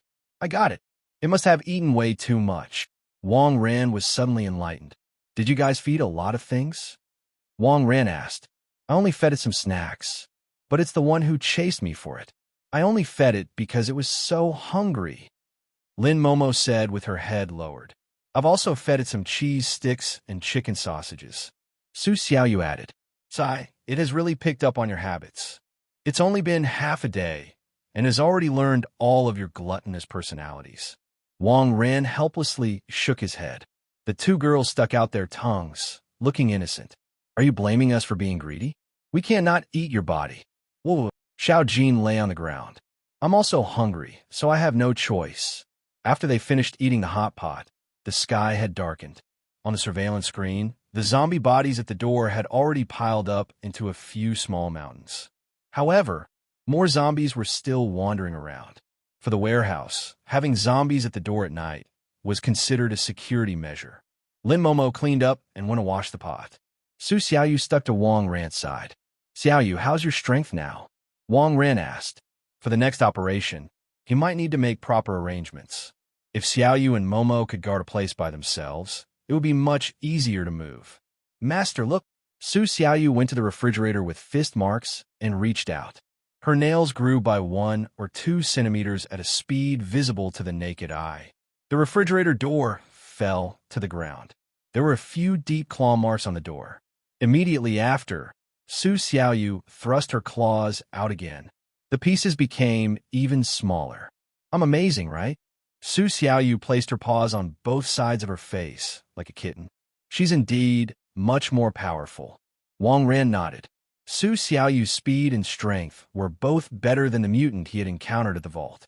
With such strength, as long as they didn't encounter firearms, they should be unstoppable. Xiaoyu, come closer. Wang Ran suddenly noticed something strange. What? Do you want it now? Su Xiaoyu blushed. Don't get the wrong idea. Let me see your eyes.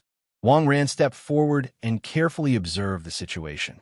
Su Xiaoyu's pupils were originally grayish-white, but now they had turned silver. The color had darkened. Could it be that this had something to do with her becoming stronger?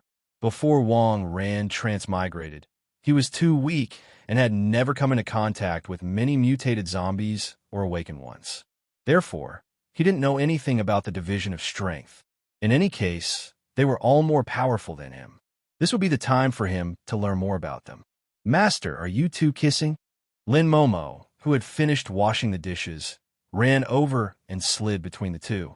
She was a dozen centimeters shorter than Su Xiaoyu, and when the three of them stood together, they looked like a family. Of course, from a certain perspective, she was more like a very fertile mother. Don't move, let me see. Wang Ran cupped Lin Momo's face in his hands. Lin Momo blushed and closed her eyes. She thought that Wang Ran was going to kiss her. What are you thinking? Open your eyes, Wang Ran said helplessly. Su Xiaoyu, who was standing at the side, covered her mouth and laughed nonstop. Lin Momo had misunderstood and was laughed at again, so her face turned even redder. Wang Ran held Lin Momo's face and looked at her. Sure enough, the gray-white circles in Lin Momo's eyes were similar to Su Xiaoyu's yesterday. In other words, Lin Momo's current strength was about the same as yesterday's Su Xiaoyu. It seemed that daily mutual exercise and feeding sessions were very effective. Xiaoyu, come with me tomorrow. Momo, stay here and look after the house. Wang Ran ordered. Master, I also want to go out. Lin Momo puffed up her cheeks, looking unhappy. And leave Xiao Jin alone to look after the base? There's so many things here, someone has to look after them. Next time. I'll take you out next time. Don't worry. It'll take a few days to move the things here. It'll be your turn, eventually. Wang Ran consoled her. All right. Lin Momo nodded. It did not sound so bad. Whoa. Xiao Jin also expressed its opinion. Go, go, go. You're just a little golden retriever. Can't you just eat and sleep well at home? Wang Ran decisively rejected Xiao Jin's suggestion, even though he did not know what Xiao Jin was talking about. Rushing to the villa, it was late at night. Wang Ran was preparing for the night feeding activity. Suddenly, his phone rang. While the quality of the mobile base station was good, and the signal was still strong. Hello, who's this? Aren't you sleeping in the middle of the night? Wang Ran picked up the phone. Ah, it's the delivery man from this afternoon, right? I'm the one from number 18. Let me just ask you this. Can you send me some raw meat? I want it now. I'll pay 10 times the price. I'm begging you. The middle-aged woman pleaded on the phone. Other than her voice, Wang Ran's sharp senses picked up some roars. It was a zombie. I'm sorry, I don't do business with zombies. Wang Ran still chose to refuse. Selling things to feed the zombies made Wang Ran feel like a traitor in times of war. I'm begging you. If I don't feed them anything, they won't be able to make it. Arg, don't bite me. The middle-aged woman suddenly let out a shrill scream. It seemed that she had been bitten by a zombie. F***CK. I can't leave them like this. I still need this community for their resources. If they're all wiped out, who am I going to trade with? Searching through safe deposit boxes door by door? That would be too inefficient. Wang Ran hung up the phone and cursed. Master, what's wrong? Su Xiaoyu and Lin Momo asked at the same time. I have to go out for a while. You guys, drink some red wine first. Wang Ran made a cut on his arm. When the two girls saw how nervous Wang Ran was, they knew that it was a serious matter, so they obediently drank some blood. After feeding them, Wang Ran went out with his sword. He didn't bother to kill the zombies at the door. He just waved his sword and swatted away the ones that approached him. Wang Ran got into the Porsche and drove toward the villa. In the middle of the night, the roads in the city were slightly harder to drive on, but the seaside road was relatively clear, so he could floor it. Wang Ran arrived at the entrance of the villa complex in about 20 minutes. The security post was dimly lit, and it was obvious that someone was on duty there. When they saw Wang Ran's car, 2 security guards immediately ran out. Wang Ran recognized them at a glance. They were the 2 security guards who had met him during the day. It's you. Why are you here again so late at night? Did someone order supper?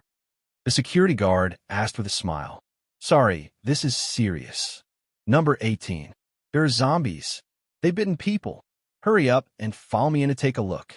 Wang Ran said in a very serious tone. Zombie? It can't be. We had 2 security teams go to number 18 just now. Hey, how long have they been gone? The old security guard asked. It's been almost half an hour. The security guard looked at his watch. The old security guard's face changed, and he immediately picked up the walkie-talkie. Other than the group that went to number 18, everyone else responded. That's not good. The old security guard knew that the situation was serious this time. It was a big deal for zombies to have appeared inside. I'll get there first. Organize your men and start sweeping the area. We can't be sure of the number of zombies now. They are likely to wander anywhere, Wang Ran said. I'll go with you. It's late at night. I'm familiar with the villa's roads. The younger security guard opened the door and sat in the front passenger seat. Then I'll organize a search. The old security guard also ran back to the guardhouse. Wang Ran stepped on the gas and drove directly into the villa area. Brother, my name is Zhao Dong. You can call me Xiao Zhao. Turn left here, it's closer. Brother, why did you come here so late at night? Does the owner of number 18 owe you a lot of money? Asked Zhao Dong, the security guard. It's not that simple. It would be such a waste if zombies killed all my customers.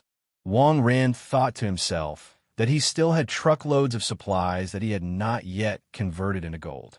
Even though it was possible to search every house after all the people in the neighborhood had died, who knows where they would have hidden it? It was too inefficient. He might as well come over to help them get rid of the zombies and earn their favor. In addition, Wang Ran had also thought of a plan on his way back. This villa area was so close to the island that it could totally be used as Wang Ran's colony. subordinate survivor camps. He would find some manpower to plant vegetables and fruits, raise pigs and chickens here. When the time came, the agricultural products produced could be directly transported to East Lake Island. After all, his little followers were all beautiful women, and it was impossible to bring coolies to the island. Staying here to work was different. Wang Ran would provide them with protection, and they would provide labor. It was a balanced and fair trade. If this place was completely occupied by zombies and the soil was infected, it was hard to say whether the plants would be edible. Therefore, they had to get rid of the zombies before the situation got worse. Soon, Wang Ran took a shortcut and arrived at the entrance of number 18 under the guidance of the young security guard, Zhao Dong. The entire villa was pitch black. The door was ajar. Stay in the car, lock the door, and don't come out, Wang Ran ordered. The security guard, Zhao Dong, nodded subconsciously. Although he had cleaned up some zombies with the security captain and the others during the day, he was just a single man. However, the atmosphere and the lighting, he was indeed a little scared. Wang Ran pulled out his sword, turned on the flashlight, and slowly approached the villa's gate. Squeak! The doorknob made a slight sound. Wang Ran pushed the door open and stepped into the darkness. Just as Wang Ran was looking for the light switch on the wall, he heard a series of heavy footsteps approaching him quickly. A zombie is coming.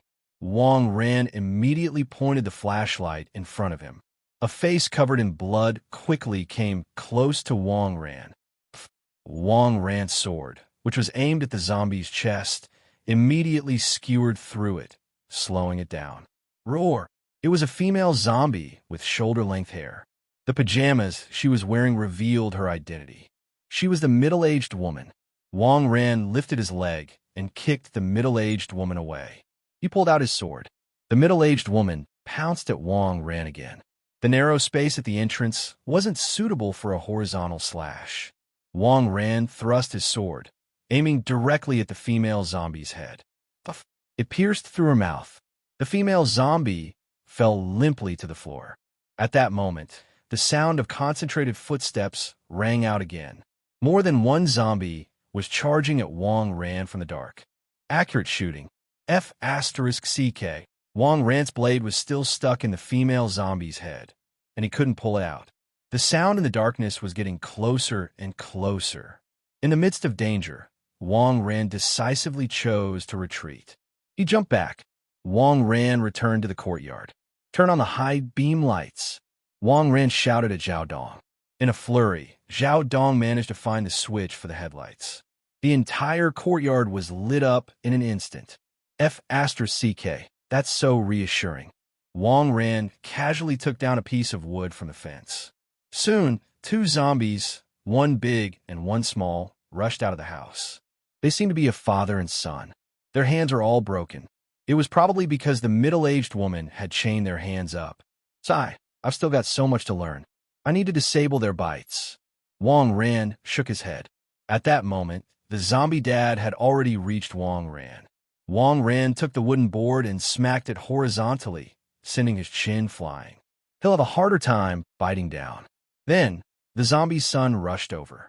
Wang Ran kicked the father and knocked the son to the ground. This wooden board was too light. It felt like it was about to break after 2 hits. It was not as good as the sword. Wang Ran looked at the zombie father beneath his feet. Sigh. He directly stepped on the zombie's head and crushed it. Brain matter splattered everywhere. The zombie son wanted to get up, but Wang Ran was faster. With a kick, he sent his little head flying. Phew. It's pretty cool to not use a weapon. I'm starting to understand Xiao Yu's feelings. Wang Ran used the grass to rub the black blood on his shoes. The red and black color combination had been dyed into something hideous.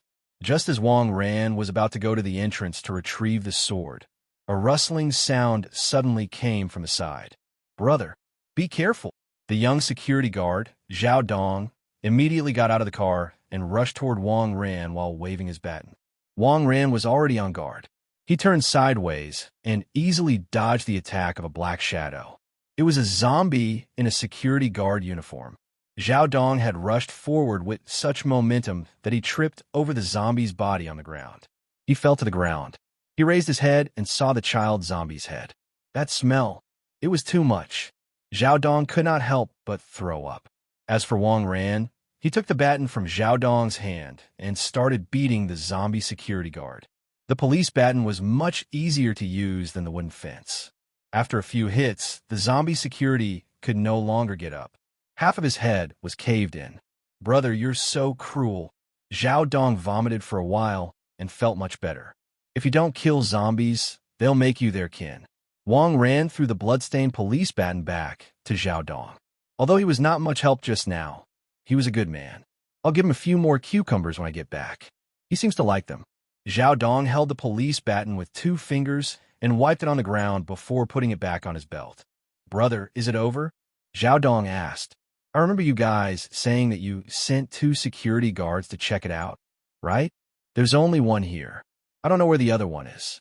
You should wait in the car. I'll go to the villa to see if there are any more fish that have escaped." After Wang Ran finished speaking, he walked into the villa again. While stepping on a female zombie's head, Wang Ran pulled out the sword. "Looks like I'll have to find some size weapons, like daggers. I can't use my long sword in such a narrow passage." Wang Ran used the female zombie's pajamas to wipe the blood off the blade. Very quickly, Wang Ran found the light switch. After some searching, Wang Ran found a basement. This basement was probably the villa's video and audio room, but was later transformed into a prison cell by the middle-aged woman, holding the zombie father and son.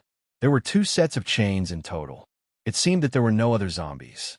Wang Ran continued his search and found a safe on the 2nd floor. King knew it. After trying his best, Wang Ran still could not open the safe. It seemed that the safe deposit boxes in the rich families were all of good brands. They were just so well built. Without professional tools, it seemed like he would never get it open. Forget it. Wang Ran immediately gave up on the safe. It was better to trade away the food that was about to expire to save time and effort. Therefore, he had to find the other zombie security guard wandering around the villa area as soon as possible. If he allowed the entire neighborhood to fall to ruin, who would trade food with him? Wang Ran took his sword and walked out of the villa. "Brother." There was news from the surveillance room just now. They saw a figure heading in the direction of numbers 1 to 10. "He should be the other security guard who was bitten," said Zhao Dong, the security guard. "CK, those are major clients." Wang Ran immediately opened the door, got into the car, and drove deep into the villa area. Although the little girl was very vigilant, she was generous and was an excellent customer that was hard to come by. It would be a pity if she died. She was living in number 2. She was definitely richer than the other villas. Soon, Wang Ran pulled up. "Brother, do you have a hunch?" "Why number 2, of all places?" the security guard asked. "Oh right, I remember now. You delivered goods here today, right? Does this family owe you a lot of money?" Zhao Dong continued to ask. "You're sure good at collecting property fees. All right, stay in the car for now." Wang Ran turned on the car's stereo after he finished speaking. If that zombie was in this area, it would definitely be attracted here. Not long after, the window on the 2nd floor lit up. The window opened. A head with 2 ponytails stuck out. "You're crazy. You're setting up a DJ in front of my house in the middle of the night." It was the girl from earlier in the day. She was fine, and Wang Ran also heaved a sigh of relief. "There are zombies. Remember to close the door." Wang Ran shouted upstairs. The girl was stunned for a moment before disappearing from the window. Not long after, she reappeared with her crossbow. The direction she was aiming at. It seemed to be where Wang Ran was. Whoosh! Wang Ran did not dodge at all, because he had already heard the movement beside him. It was probably the zombie that had been attracted by the music. Whoosh! As expected, the arrow directly brushed past Wang Ran and struck the zombie's head. The zombie security guard staggered a few steps and fell to the ground. "She's quite accurate." Wang Ran was quite impressed. These days, a crossbow was much more useful than a gun. It was very quiet while ensuring lethality at close range. It was not like a gun. If one shot killed one, it would attract 100. Rich lowly. For safety reasons, Wang Ran did not turn off the music. If this zombie security guard had bitten other people on the way, they would also attracted to this place. Moreover, This villa was big enough, so they did not have to worry about the concert attracting zombies outside the villa area. Not long after, more than a dozen security guards and a few owners rushed over with weapons. Wang Ran guessed that there should be no more zombies, so he turned off the music. "Brother, I really have to thank you. Not only did he come to inform us of this matter, but he also helped us deal with a few zombies." "All right, I'm the committee representative of this district, Lu Boyan."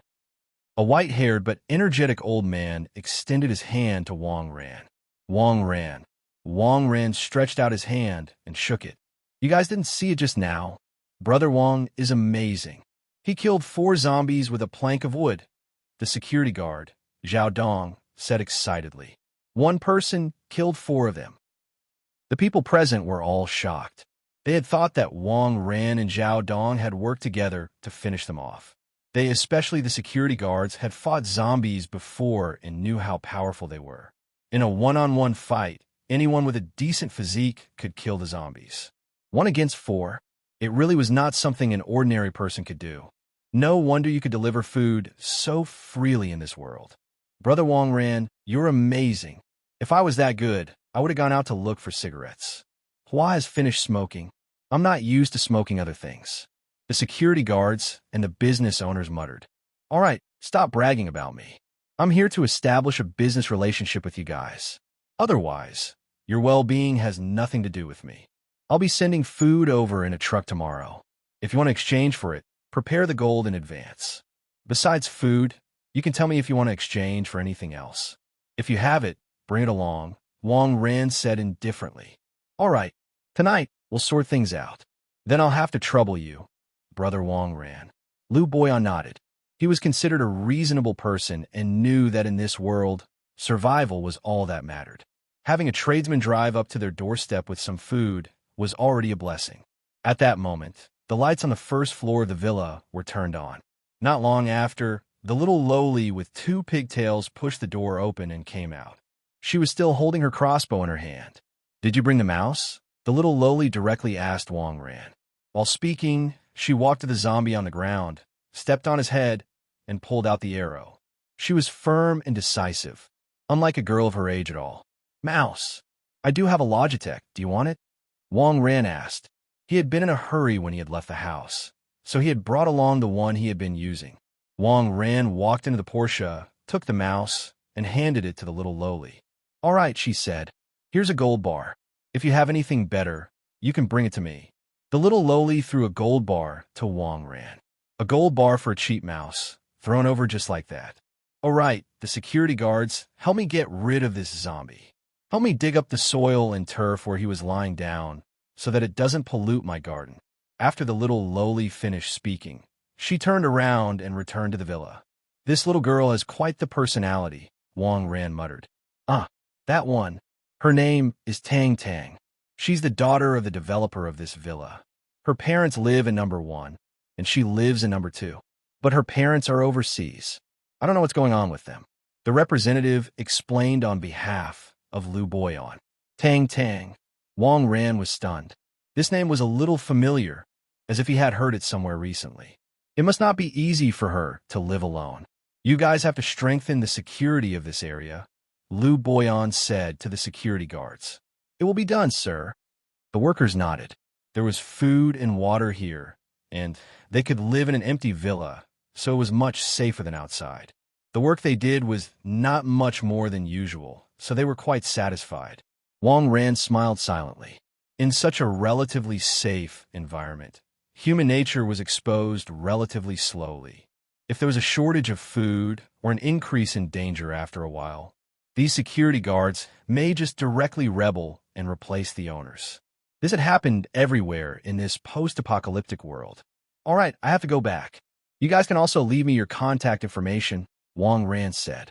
He had forgotten to ask for the contact information of this place, which had led to him running over in the middle of the night. Lu Boyan gave his phone number to Wang Ran. "I'll be here around 10 tomorrow morning. Let me know in advance if you need me." After Wang Ran finished speaking, he drove his Porsche and left the area. In the warehouse, Su Xiaoyu and Lin Momo were discussing something. "What do you think Master is doing so late at night?" Su Xiaoyu asked. "Don't tell me. Master has another female zombie outside, right? Lin Momo said, covering her mouth. I don't think so. We eat so much every day, Master probably doesn't have any more to feed others. Su Xiaoyu rubbed her chin. Then, do we still carry out tonight's collection plan? Lin Momo asked in a low voice. We absolutely have to. Just in case. Don't be afraid. I'll bear the consequences if he finds out. Su Xiaoyu patted Lin Momo's shoulder. All right. Lin Momo nodded. As a college student, she was more obedient to her seniors. Oh, right. You're in your 4th year, right? Su Xiaoyu asked. Yeah. I'm studying nursing at N University. I wonder how my classmates are doing. Lin Momo sighed. Under such circumstances, it would not be easy to survive. In university. I'm also from N University. Have you never taken my English class before? Su Xiaoyu suddenly found a common topic. I didn't even pass the 3rd level of English. I'm a slacker. I often skip class to work, huh? Lin Momo was a little embarrassed. No wonder you did not seem to fancy the Western movies in Master's hard drive. So, you don't understand them. Su Xiaoyu suddenly realized it. Lin Momo was stunned. I don't understand Japanese, either. It was more entertaining, though. Not long after, the roar of an engine could be heard at the door. Wang Ran had returned. Sigh, sports cars have their shortcomings, too. The engine is too loud. Wang Ran grumbled as he walked into the warehouse. Master, you're back. The 2 ladies and 1 dog pounced over. The next step was feeding time. Roadblock. Wang Ran woke up very early. Today was going to be a busy day. He had to deliver supplies to the people in the villa and also transport things to Eastlake Island. The list of materials needed for the villa area had been sent to Wang Ran's phone. Apart from basic food, they also had a variety of needs. The girl called Tang Tang had asked for a mouse and video card, and some even asked for a massage chair and a refrigerator. A refrigerator was understandable, as it was more convenient to store more food. Why the hell did she want a massage chair? Was she still planning to enjoy herself in this world? 10 gold bars, no less. Xiaoyu, can you take the wheel? Wang Ran asked. Like cowgirl? I'm not a very fast cowgirl, but I can learn. Su Xiaoyu answered with her head lowered. That's not what I'm asking about. Take the wheel of a truck. A truck? Wang Ran sighed. Oh, driving. I can. I took stick shift classes so I can drive stick and automatic. But the truck, it has more than 5 speeds, right? Su Xiaoyu blushed. She had actually misunderstood. It's fine as long as you have the concept down. This is a small cargo truck with a load of 2 tons. It's quite easy to drive. Wang Ran nodded. If Xiaoyu knew how to drive, they could take 1 each, and they could transport everything in the villa area in 1 trip. The next step was to transport the goods. One of the trucks was filled with food, while the other was filled with the miscellaneous items that those people wanted. Momo, be good and guard the house. Call me if you need anything. Wang Ran rubbed Lin Momo's head. This morning, Lin Momo's pupils had a silver ring around them, which meant that her strength had been further improved. She should be able to look after the house alone. Yes. Lin Momo nodded, but her eyes flickered. Wang Ran was stunned. He felt that Lin Momo and Su Xiaoyu were hiding something from him. However, now was not the time to be calculative about this. He had to quickly get down to business. Xiaoyu, just follow me. We just need to go slow, but not so slow that zombie trains start forming behind us. Wang Ran reminded her. The trucks were heavy, and if they went too fast, accidents could easily happen. If they damaged or lost the cargo, it would be devastating. Wang Ran and Su Xiaoyu each took a walkie-talkie and got into their trucks. After Lin Momo helped to clean up the zombies at the entrance, Wang Ran and Su Xiaoyu drove off in the truck. Along the way, Wang Ran drove gently and steadily. Under an elevated road, a few people were squatting over the green belt beside the pier. Brother Nan, we have been waiting for 2 days, and we have only found 2 cars. That only got us half a box of instant noodles and a loaf of bread. This isn't working, a young man wearing a messy jersey complained. We should try one of the supermarkets. Do you dare to go? Nothing is safer here. We've been here for 2 days, and no one has been injured. This speaks for itself. The burly brother Nan glared at Messi. There was no other way. There were many zombies near every supermarket. He had seen a small team who wanted to search for supplies in a supermarket, but ended up joining a zombie team at the entrance. It was not very glamorous to squat on the road, but they were alive. If there were zombies, they would fight if they could, and run if they couldn't. If there was a car, that was the time to reap the rewards. One had to know that most of the people who were still driving on the road at this time were those running away with supplies. The harvest would definitely be good. Heads up, a car is approaching. A bald man with binoculars sat on top of a van and said. The four people in the bushes immediately became alert. There's business. They immediately took out their iron rods and other weapons. As long as the car was forced to a stop, it would be time to take action. Brother Who, I'm counting on you. Brother Nin gestured to the bald man to get ready. The bald Brother Who nodded, put down his binoculars, and jumped off the van. It was time for him to perform. He took out a plate from a van. The words, "We're out of gas, would change gas for food," were written on it. This was a very simple little trick. They used the food to attract the passing vehicles to stop. Even if the other party was suspicious, as long as they stopped the car, they would not be able to leave. Of course, standing in the middle of the road was a little risky. However, at this point in time, human morality had not collapsed yet. No one was so ruthless that they would directly run over a living person. The previous few successful orders had all been stopped like this. Brother Who held up the sign and came to the middle of the road. Everyone was highly focused, waiting for the moment to stop the car. The car was getting closer and closer. It was two trucks. Brother Who's eyes lit up. Trucks, there might be a lot of good stuff inside. They might hit it rich this time. Brother Who waved the sign in his hand enthusiastically. The trucks were not going very fast, so there should be enough time to react. They were getting closer. 300 meters. 200 meters. The truck did not seem to have any intention of slowing down. Brother Tiger was stunned. What's going on? Don't you see a person in the middle of the road? Such a big sign. Such big words. Didn't you see it? Food. We have food. Don't you want it? Brother Who, get out of the way. Brother Nan, who was in the grass, was anxious and immediately popped his head out to remind him. The other party did not seem like they were going to stop. Arg, damn it. Brother Who also reacted. However, he was so nervous that he couldn't control his legs.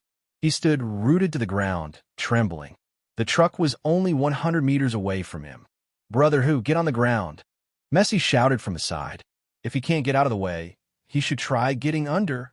Brother Who nodded, with his legs refusing to respond. This was the only way.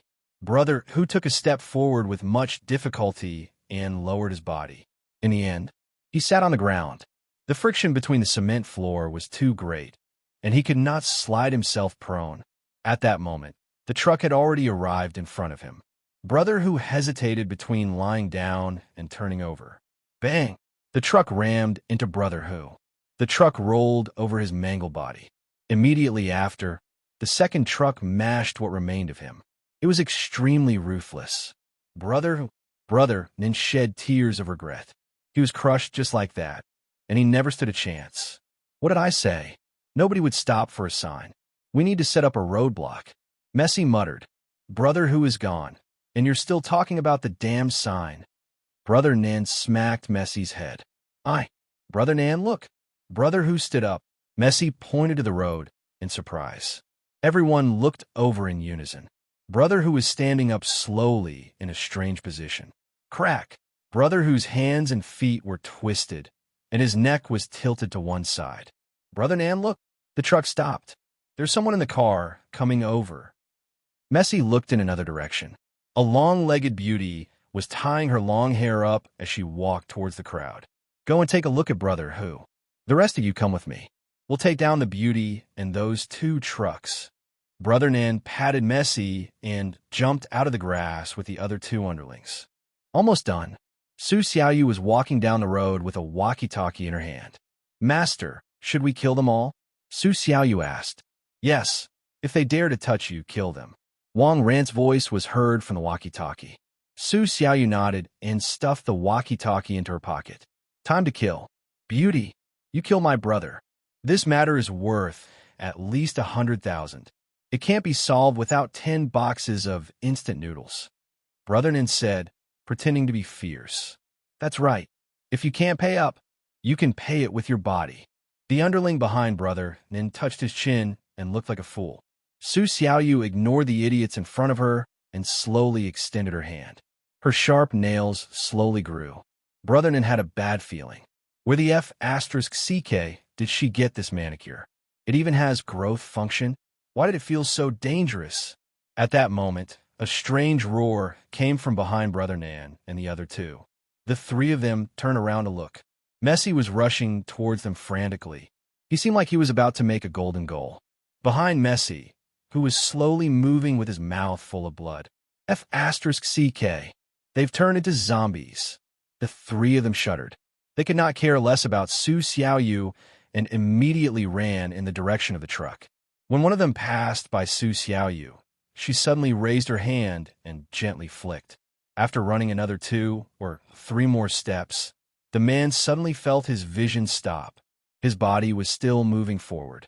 Gulyalu, a head rolled to the ground. Blood splattered all over Brother Nan's head. What's the F***CK? F***CK.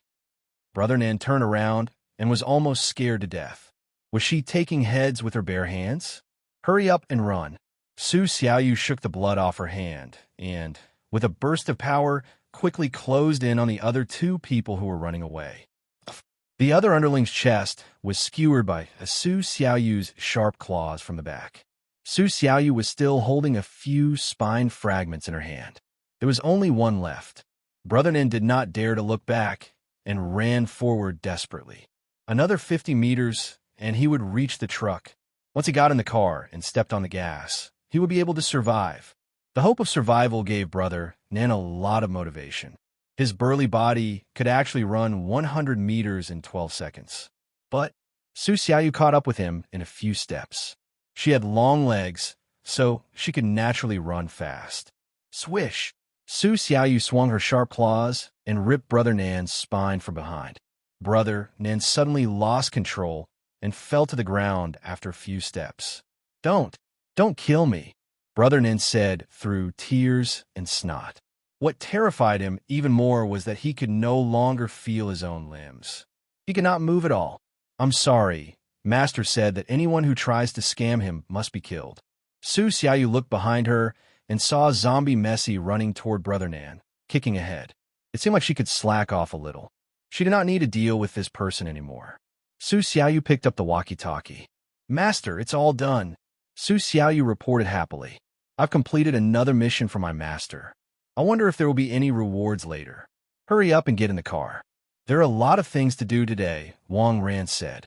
Su Xiaoyu put away the walkie-talkie and climbed into the truck. Brother Nan's scream sounded behind him. Messi should be refueling between his matches. The 2 trucks drove to the beach one after another. At the entrance of the villa, a dozen security guards and the representative were already waiting at the door. On one hand, they had to clear the zombies at the entrance. On the other hand, he had to give Wang Ran enough respect. After all, he was giving them something in this chaotic world. Soon, the 2 trucks arrived at the entrance of the community. Wang Ran, my young friend, you're here. Let's drive inside. It's safer. The representative, Liu Boyan, warmly greeted him. The security guards helped to move the roadblock away, and Wang Ran and Su Xiaoyu drove the truck to the courtyard of the community. A large number of property owners had already gathered here. They were all holding boxes or bags in their hands, which should be filled with gold. It seemed that gold was common among the rich. You guys from your own queues. I'll be doing this at my own pace, Wang Ran said through a loudspeaker. He had just conveniently taken this from the warehouse, but he did not expect it to really come in handy. The next step was to count and perform their trades. The property manager even brought over a few large electronic scales. Everything proceeded in an orderly manner. Very quickly, 2 truckloads of food were all exchanged. The next step was to exchange and auction the luxury goods.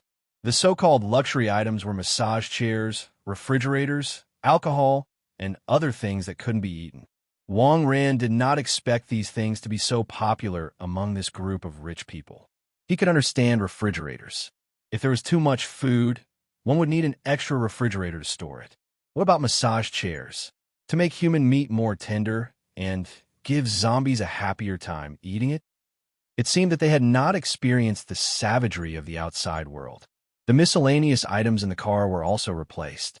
At that moment, Tang Tang, who had 2 ponytails and was wearing a plaid skirt, slid over on a Segway. This time, she had not brought her crossbow. Instead, she carried an unsharpened Frostmourne prop sword. It was probably because there were many people here, so it was a little safer. "Did you bring a mouse?" Tang Tang directly stretched out her hand and asked. "Logitech G502. I'll also throw in a Harman Kardon Bluetooth headset." Wang Ran handed the things to Tang Tang. "You don't need to throw in any free gifts. I'm not short of money." It was unknown if she was being overbearing or she did not want to Wang Ran a favor, but she directly stuffed 2 gold bars into Wang Ran's hands. Of course, Wang Ran had no reason to refuse. "Oh, right. If you find any gaming consoles, hit me up. The online lobbies are all deserted as of late," Tang Tang said helplessly. "Try some Civilization 6. Take it slow, and 1 round can last a few months." Wang Ran suggested. When it came to killing time, Civilization 6 was indeed a good choice. "All right. The internet is saying that the situation outside is terrible. How did you get so many resources and ship them here?" Tang Tang asked curiously. Yesterday, the top poster she had been following had also stopped updating. They were probably dead. One could see how dangerous it was outside. "I'm sorry. I'm not being paid to answer questions." Wang Ran shrugged his shoulders. Tang Tang took out 2 gold bars and stuffed them into Wang Ran's bag. This was how the rich did things. "Actually, I'm a superhuman. It's easy to deal with zombies," Wang Ran babbled. "Some things were really hard to explain, so it was better to lie. Give me back my gold." Tang Tang extended her hand to Wang Ran. Obviously, she believed that Wang Ran was just talking nonsense. The blood-drinking lowly. Return? That was not going to happen. Not in this lifetime, and not in this world. "You want to take back the gold that has already entered my pocket?" She was too naive. Wang Ran took out a gold bar and squeezed it hard in his hand. The gold bar was directly turned into a dense nugget. Tang Tang was stunned. She knew that gold was a relatively soft metal, but it was only relatively soft.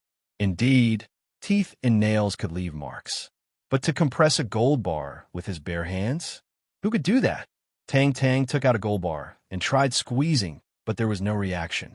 Forget about turning it into a nugget. Even bending it would be difficult. "Here, give me the one in your hand.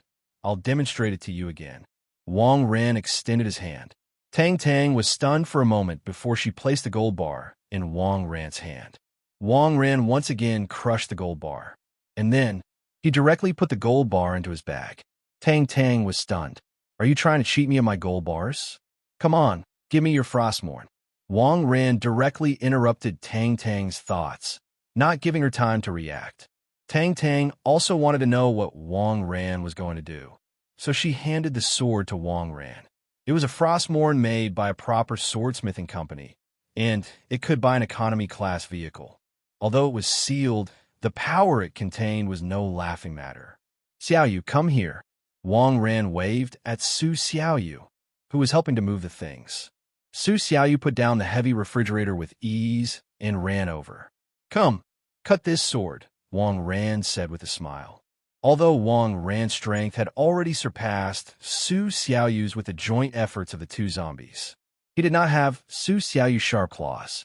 It was time for something more theatrical. Su Xiaoyu nodded and slowly extended her sharp claws. Tang Tang, who was watching, was stunned. Wolverine. Although it was only 2 centimeters long, it was already amazing. Then, Su Xiaoyu quickly reached out and slashes at Frostmourne. A crisp sound of impact. A few claw marks appeared on the surface of Frostmourne. Su Xiaoyu did not stop and continued to attack Frostmourne. The claw marks were getting deeper. Finally, with a clang, Frostmourne broke into 2 from the middle. "My sword!" Tang Tang was stunned. This was a collector's edition. It was nothing like what those cheap cosplayers had. It was broken just like that. Soon after, she also realized the main point of the matter. This lady with long legs could actually break a steel sword with her bare hands. It looked like this delivery man wasn't lying. They were indeed not ordinary people. As an experienced host, mobile, and PC gamer, Tang Tang was very quick to accept this reality. Moreover, she even felt some envy. I, can I also become this powerful? Tang Tang asked. Wang Ran was stunned. This was a more complicated question. It involved the method of gaining such power. He knew that his blood could help zombies regain their consciousness and improve their strength. But for ordinary people, he did not know. If it was only effective against zombies, then Tang Tang's request would be a little difficult. Turning her into a zombie first was something that most people would not accept. That would be a little difficult. I haven't even figured it out myself. Wang Ran spread his hands. He couldn't possibly tell her that she had to turn into a zombie first. Tang Tang put the small bag she was carrying on her back in front of Wang Ran. Wang Ran picked it up. It was quite heavy. He opened it and took a look. There were more than 30 gold bars inside. Tang Tang's gold bars were slightly over a pound each. In other words, this could be exchanged for more than 150 pounds of food. That's a lot. Actually, there's no harm in trying, Wang Ran said in a serious manner. He also wanted to know if his blood had any effect on humans. Anyway, he had already taken the money, and he wouldn't be the one losing out if it didn't work. Xiao, you cut my arm. Don't cut the artery, Wang Ran ordered. Although he could regenerate, cutting his artery would still be complicated. It would probably take a few minutes to heal. Su Xiaoyu stretched out a finger and gently stroked it. A wound of a few centimeters appeared. Blood slowly seeped out. Come, have a few sips, Wang Ran said to Tang Tang. You want me to drink your blood? Tang Tang was stunned. Was it really that exaggerated? Although Tang Tang was experienced and knowledgeable, she was still a little hesitant to drink human blood. Tang Tang glanced at the group of owners and security guards next to her. They were all busy moving things, and no one was watching. Let's drink. Tang Tang hesitated for a while before making a decision. At most, she would just treat it as the duck blood in duck blood noodles. Tang Tang moved her little mouth over and sucked on the wound on Wang Ran's arm. After half a minute, Wang Ran pushed Tang Tang's head away. That had to enough. How is it? How do you feel? Wang Ran asked. This was a matter of his own ability, so he had to find out. I feel hot.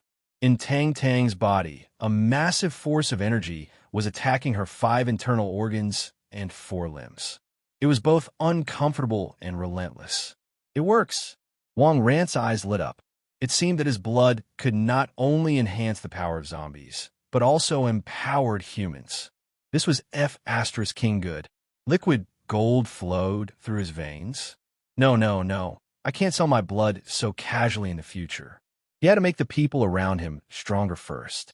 He could only consider others when he had a surplus. Moreover, he still needed to further study his ability. It's so uncomfortable. Are you insane? Why does my stomach hurt after drinking your blood? Tang Tang muttered. I can't take it anymore. Send me home first. Tang Tang's cold eyes instantly turned into a pleading look. Xiaoyu, look after the gold here. I'll be back once I'm done. Wang Ran instructed, then picked up Tang Tang and rode his Segway to number 2. Tang Tang was carried on someone's shoulder like a little pig. The posture seemed a little embarrassing. However, she felt so uncomfortable that she did not have the strength to resist. Soon, Wang Ran carried Tang Tang to the entrance of her villa. As soon as he entered the courtyard, Wang Ran felt the ground vanishing. He was plummeting. In desperation, he flung Tang Tang far away. Who the F***CK would dig a hole here for no reason? Wang Ran stood up and dusted off the dirt on his body. The Segway fell into the pit and broke. Tang Tang. Wang Ran stepped forward and helped Tang Tang up from the ground. Tang Tang looked aggrieved. She had asked the security guard to dig the pit last night. After all, it was where zombies had laid. She disliked it. She didn't expect herself to be screwed over by her own actions the next day. However, she did not feel much pain from the fall. It was so magical. Could it be because of his blood just now? For the tribe, my room is on the 2nd floor. Help me up, Tang Tang said to Wang Ran. She felt slightly better now, but her whole body was still sore. Wang Ran lifted Tang Tang onto his shoulder and went up to the 2nd floor. Tang Tang was very depressed. She said, help me up just now. Not lift me up like F***king luggage. He was doing this on purpose. This was utterly humiliating. Her chest was pressed against his back, and he had a firm hold of her thighs. She had no choice. She could not move and could only let others manhandle her. Wang Ran carried Tang Tang to the second floor. Tang Tang's room was a little different from an ordinary girl's room. There were posters of various popular games and anime on the wall. On the table was a large 4K screen monitor and a water-cooled, transparent CPU case. In front of the sofa was an 80-inch TV, and on the ground were the Switch and the PS4. What was even more exaggerated was that there was an arcade machine in the corner of the room. As expected, she was an otaku. Wang ran unceremoniously through Tang Tang on the bed. "All right, you can leave now." Tang Tang felt a lot more comfortable and once again returned to her cautious appearance. Wang Ran touched his chin and fell in a deep thought. Both Xiaoyu and Momo called a master, but Tang Tang was far less subservient, if at all. From the looks of it, his blood did not earn him the allegiances of humans. Perhaps it only worked on humans? I'll need to spend some time studying this. "Hey, this is a girl's room. Why are you still sticking around?" Tang Tang moved her hands and feet and sat up on the bed. She could finally move. "I'm in charge of after sales. Come, let's see if you've gotten stronger." Wang Ran picked up PS4 from the ground and threw it directly at Tang Tang's face. Tang Tang subconsciously stretched out her hand and punched. The PS4 console was instantly dented and fell to the ground. "My PS4!" Tang Tang cried out in pain. She hadn't even cleared Red Dead Redemption 2 yet. Then she also realized she could actually make a dent in a PS4 with one punch. "I've become stronger? Come. Let's try this refrigerator." Wang Ran pushed the small refrigerator in the room to Tang Tang. Tang Tang's heart began to beat faster. She had played so many games, of course. She had fantasized about having strength that normal people didn't have. The moment had finally arrived. Tang Tang used all her strength and threw a punch. The small refrigerator was sent flying far away, smashing the 80-inch LCD TV. A deep fist mark was left on the refrigerator door. "My TV!" Tang Tang wanted to cry again. Without the PS4, she could still play a little on her Switch, but now there was no TV. However, the power in her body was the real deal. Tang Tang excitedly ran to the side and took down a giant axe hanging on the wall. King Hell. Isn't that Gorehowl? Wang Ran looked at the colossal axe. It was another weapon from the world of Warcraft. "Huh, I can lift Gorehowl." Tang Tang was so excited that she took the axe and started swinging it. The axe was made of solid steel, and an entire crew of men had to work together to put it on her wall. It was also a rare collector's item. Before this, she could only touch it. Now, she could actually wave it around. Was this power? For the tribe, Tang Tang happily swung the blood roar a few times. Boom! The arcade machine was also smashed. Tang Tang was stunned. She felt like she was remodeling a house together with Wang Ran. Although the axe had not been sharpened, its sheer mass was destructive. Wang Ran, who was watching from the side, was also a little tempted. Although his sword was easy to use, it was already losing its edge. Moreover, sharp weapons were not as easy to maintain as blunt weapons. "I'll say, young miss, why don't you give me your axe? You're pretty good with your crossbow," Wang Ran suggested. "No way." Tang Tang swung her ponytail and raised her head. She had taken great pains in procuring this legendary axe, so she wouldn't let others have it. With this axe, she could even go out and kill zombies. "I'll throw in a 2080 Ti and a PS4. Wang Ran took out his trump card. "Wait a moment." Tang Tang seemed to have thought of something. She threw down the axe and ran out of the room. Not long after, Tang Tang came over with a big hammer. "Help me," Tang Tang said while panting. This sledgehammer was much heavier than Gorehowl. She could not lift it, so she could only drag it. "The Doomhammer? You're really loyal to the tribe." Wang Ran sighed. Wasn't this Ordrim's Doomhammer? It looked quite heavy. Wang Ran took the hammer and tested it. It was quite heavy and had to be at least 100 pounds. "This is a 1:1 version that I've specially had custom made." I spent more than 50,000 on it. Tang Tang's heart ached a little. She wasn't worried about the money. It was just that in this world, it was impossible to order another one. If it wasn't for the fact that she couldn't carry it, she wouldn't have given it to Wang Ran. Don't forget my 2080 Ti and PS4. Tang Tang instructed him. All right, I'll bring it to you when I find it. Wang Ran said goodbye to Tang Tang and went downstairs with his hammer. In the future, he still had to keep in touch with this young lady. Firstly, she was really rich. Secondly, Wang Ran also wanted to study his own ability in depth. Wang Ran returned to the courtyard. Most of the things had already been moved. Wang Ran walked to the driver's seat, threw the doom hammer inside, and took out a few dozen beers. Here, this is for your property management. Wang Ran passed the beer to the security guard, Zhao Dong. They should also be given some benefits for helping to unload the goods. Thank you, brother. Zhao Dong took the beer happily. He's the best. Cucumbers, bananas, and beer. He really missed them. They were not like the owners, who were used to ordering them to work. Xiaoyu, get in your truck. We're leaving. Wang Ran waved at Su Xiaoyu. The two of them drove away from the villa area. Xiaoyu, do you see that island? We're going to move there soon. Wang Ran said to Su Xiaoyu through the walkie-talkie. Arg, really? The scenery there looks very good. Can we go and take a look? Su Xiaoyu was very excited. Before the apocalypse, she could never afford to even book a room at a resort hotel like this on an island. All right, he said. Wang Ran thought for a moment. He had been delayed at Tang Tang's place today. It was already too late to move things, so it was better to do it another day. The two trucks drove onto the bridge and headed towards East Lake Island. There weren't many zombies left on the bridge. They had probably either fallen into the sea or wandered away. Soon, the two of them arrived at the island. Su Xiaoyu was very excited after a simple tour. The thought of living in such a great place in the future made her extremely excited. Master, the bedroom in that villa faces the sea. Let's go and take a look. Su Xiaoyu's eyes darted around as she pulled Wang Ran into a villa by the cliff. She had done so much work today, so she should be rewarded. A busy day. An hour later, the two of them walked out of the villa. With such a scenery, the experience was on a completely different level. However, a few zombies had surrounded the villa and were loitering at the door. They were probably attracted by Su Xiaoyu's voice. Don't kill here, you'll dirty this place. Wang Ran stopped Su Xiaoyu, who was about to attack them. The two of them led the zombies to the bridge like walking dogs. One by one, they kicked them into the sea. Done. Look at the time, he said.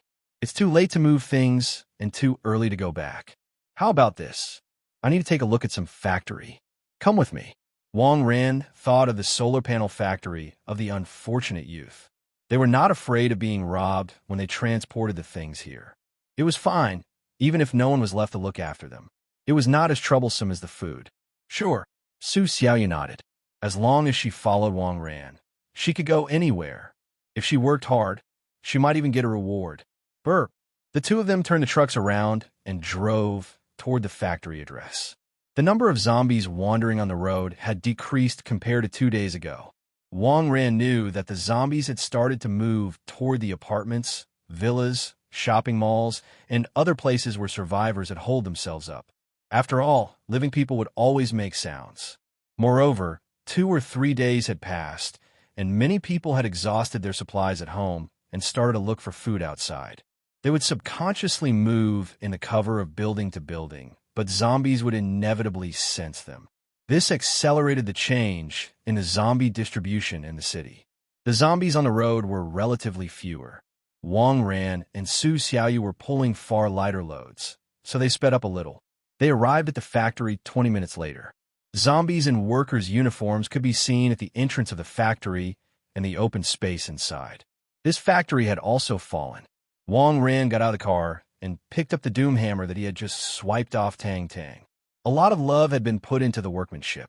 It felt really good in his hands. Wang Ran raised his hammer and swung it at the zombie that was approaching him. The poor zombie's head was smashed into its chest. Cool. Wang Ran couldn't help but praise the hammer. This hammer would even blow up a mutated zombie. The only drawback was that it required quite some energy. If he used it for ordinary zombies, he would be tired out after dozens of swings. It was not as easy as using his sword. Perhaps it would be more comfortable to use it when he gains a little more strength. Wang Ran crushed the heads of a few zombies nearby and pulled open the factory's retractable door. The truck drove straight to the entrance of the factory's warehouse.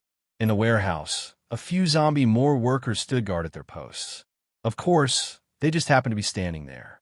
The moment Wang Ran opened the warehouse door, they swarmed toward him. Wang Ran was still having a honeymoon with his dumb so he directly swung the hammer horizontally, smashing a large number of people. Those zombies, even if they weren't crushed to death, ended up with many broken bones and couldn't even stand up. Master, this new weapon is so violent. You're amazing. Su Xiaoyu clapped her hands. As a follower, she had to flatter her master often. Sometimes she would even be rewarded by his speed and strength in other aspects. Wang Ran glanced at Su Xiaoyu and smiled. Do you think I don't know what you're up to in your little head? We got work to do first. Wang Ran brought Su Xiaoyu to patrol the warehouse. It was just as the rich kid had said. There were thousands of solar panels that had not been delivered. If they used all of this, he could power up his island. Xiaoyu, protect me. I'm trying to figure out how to work this thing. Wang Ran gave his instructions.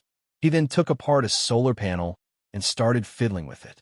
The rich kid had said that the solar panels in their house were very user-friendly. Wang Ran fiddled with it for a while, and it was indeed so. It was similar to setting up a massive computer with multiple screens. Moreover, these solar panels were also equipped with batteries. They would still work well without the sun. No wonder they were selling like hotcakes. It was a solid product. Xiaoyu, load the truck. Wang Ran planned to empty this place first. After all, electricity was a huge problem in the apocalypse, which directly affected the quality of life. Su Xiaoyu skillfully operated the forklift. Lin Momo had taught her in her spare time. The two of them spent half an hour and finally filled up the two trucks. He would probably have to make 2 more trips. Over the next few hours, the two of them began the boring transportation work. The two of them only finished their work when the sun started to set. Master, I'm a little tired. Su Xiaoyu rubbed herself against Wang Ran. Even if they were superhuman, one would be tired after a busy day. This isn't the place for it. Wang Ran frowned. I'm starving. Su Xiaoyu pouted. Wang Ran sighed and brought Su Xiaoyu into the back of the car. Half an hour later, the two of them opened the carriage door. It was almost dark, and it would not be easy to drive at night. They could not waste too much time here. After attracting a group of zombies to guard the bridge, Wang Ran finally felt at ease and rushed back with Su Xiaoyu. In the warehouse, Lin Momo was bored as she looked at Wang Ran's inventory to pass the time. Xiao Jin looked on from the side, not fully understanding. Suddenly, Lin Momo felt dizzy. Arg, I haven't eaten in a long time. I'm hungry. Lin Momo realized what was going on. Although Wang Ran had said that they were already on their way back, Lin Momo could not hold it in any longer. I'll secretly drink some of the stock. Sister Xiaoyu won't blame me, would she? At most, I'll secretly collect more tonight and replenish them. Lin Momo tiptoed to the cold storage. In the corner, there was a bottle of red liquid and another bottle of clear whitish liquid. Lin Momo casually picked up the red bottle. Just a little bit. Lin Momo opened the bottle. Just as Lin Momo was about to drink, Xiao Jin suddenly followed her in and started scratching her leg. Lin Momo was not holding bottles steadily, and it fell to the ground. Arg! No! Lin Momo's heart ached. Blood was all over the ground. Xiao Jin thought that it was something delicious and immediately started lapping it down. Ah, Xiao Jin, this isn't for you. Lin Momo panicked. Then, her heart began to ache again. No, I can't let Xiao Jin finish it. Lin Momo also joined in the fight for food. There was a commotion outside the warehouse. It was Wang Ran and Su Xiaoyu. The ground of the cold storage was also cleaned up by Lin Momo and Xiao Jin. Arg, Master, you're back. Lin Momo came out of the cold storage a little flustered.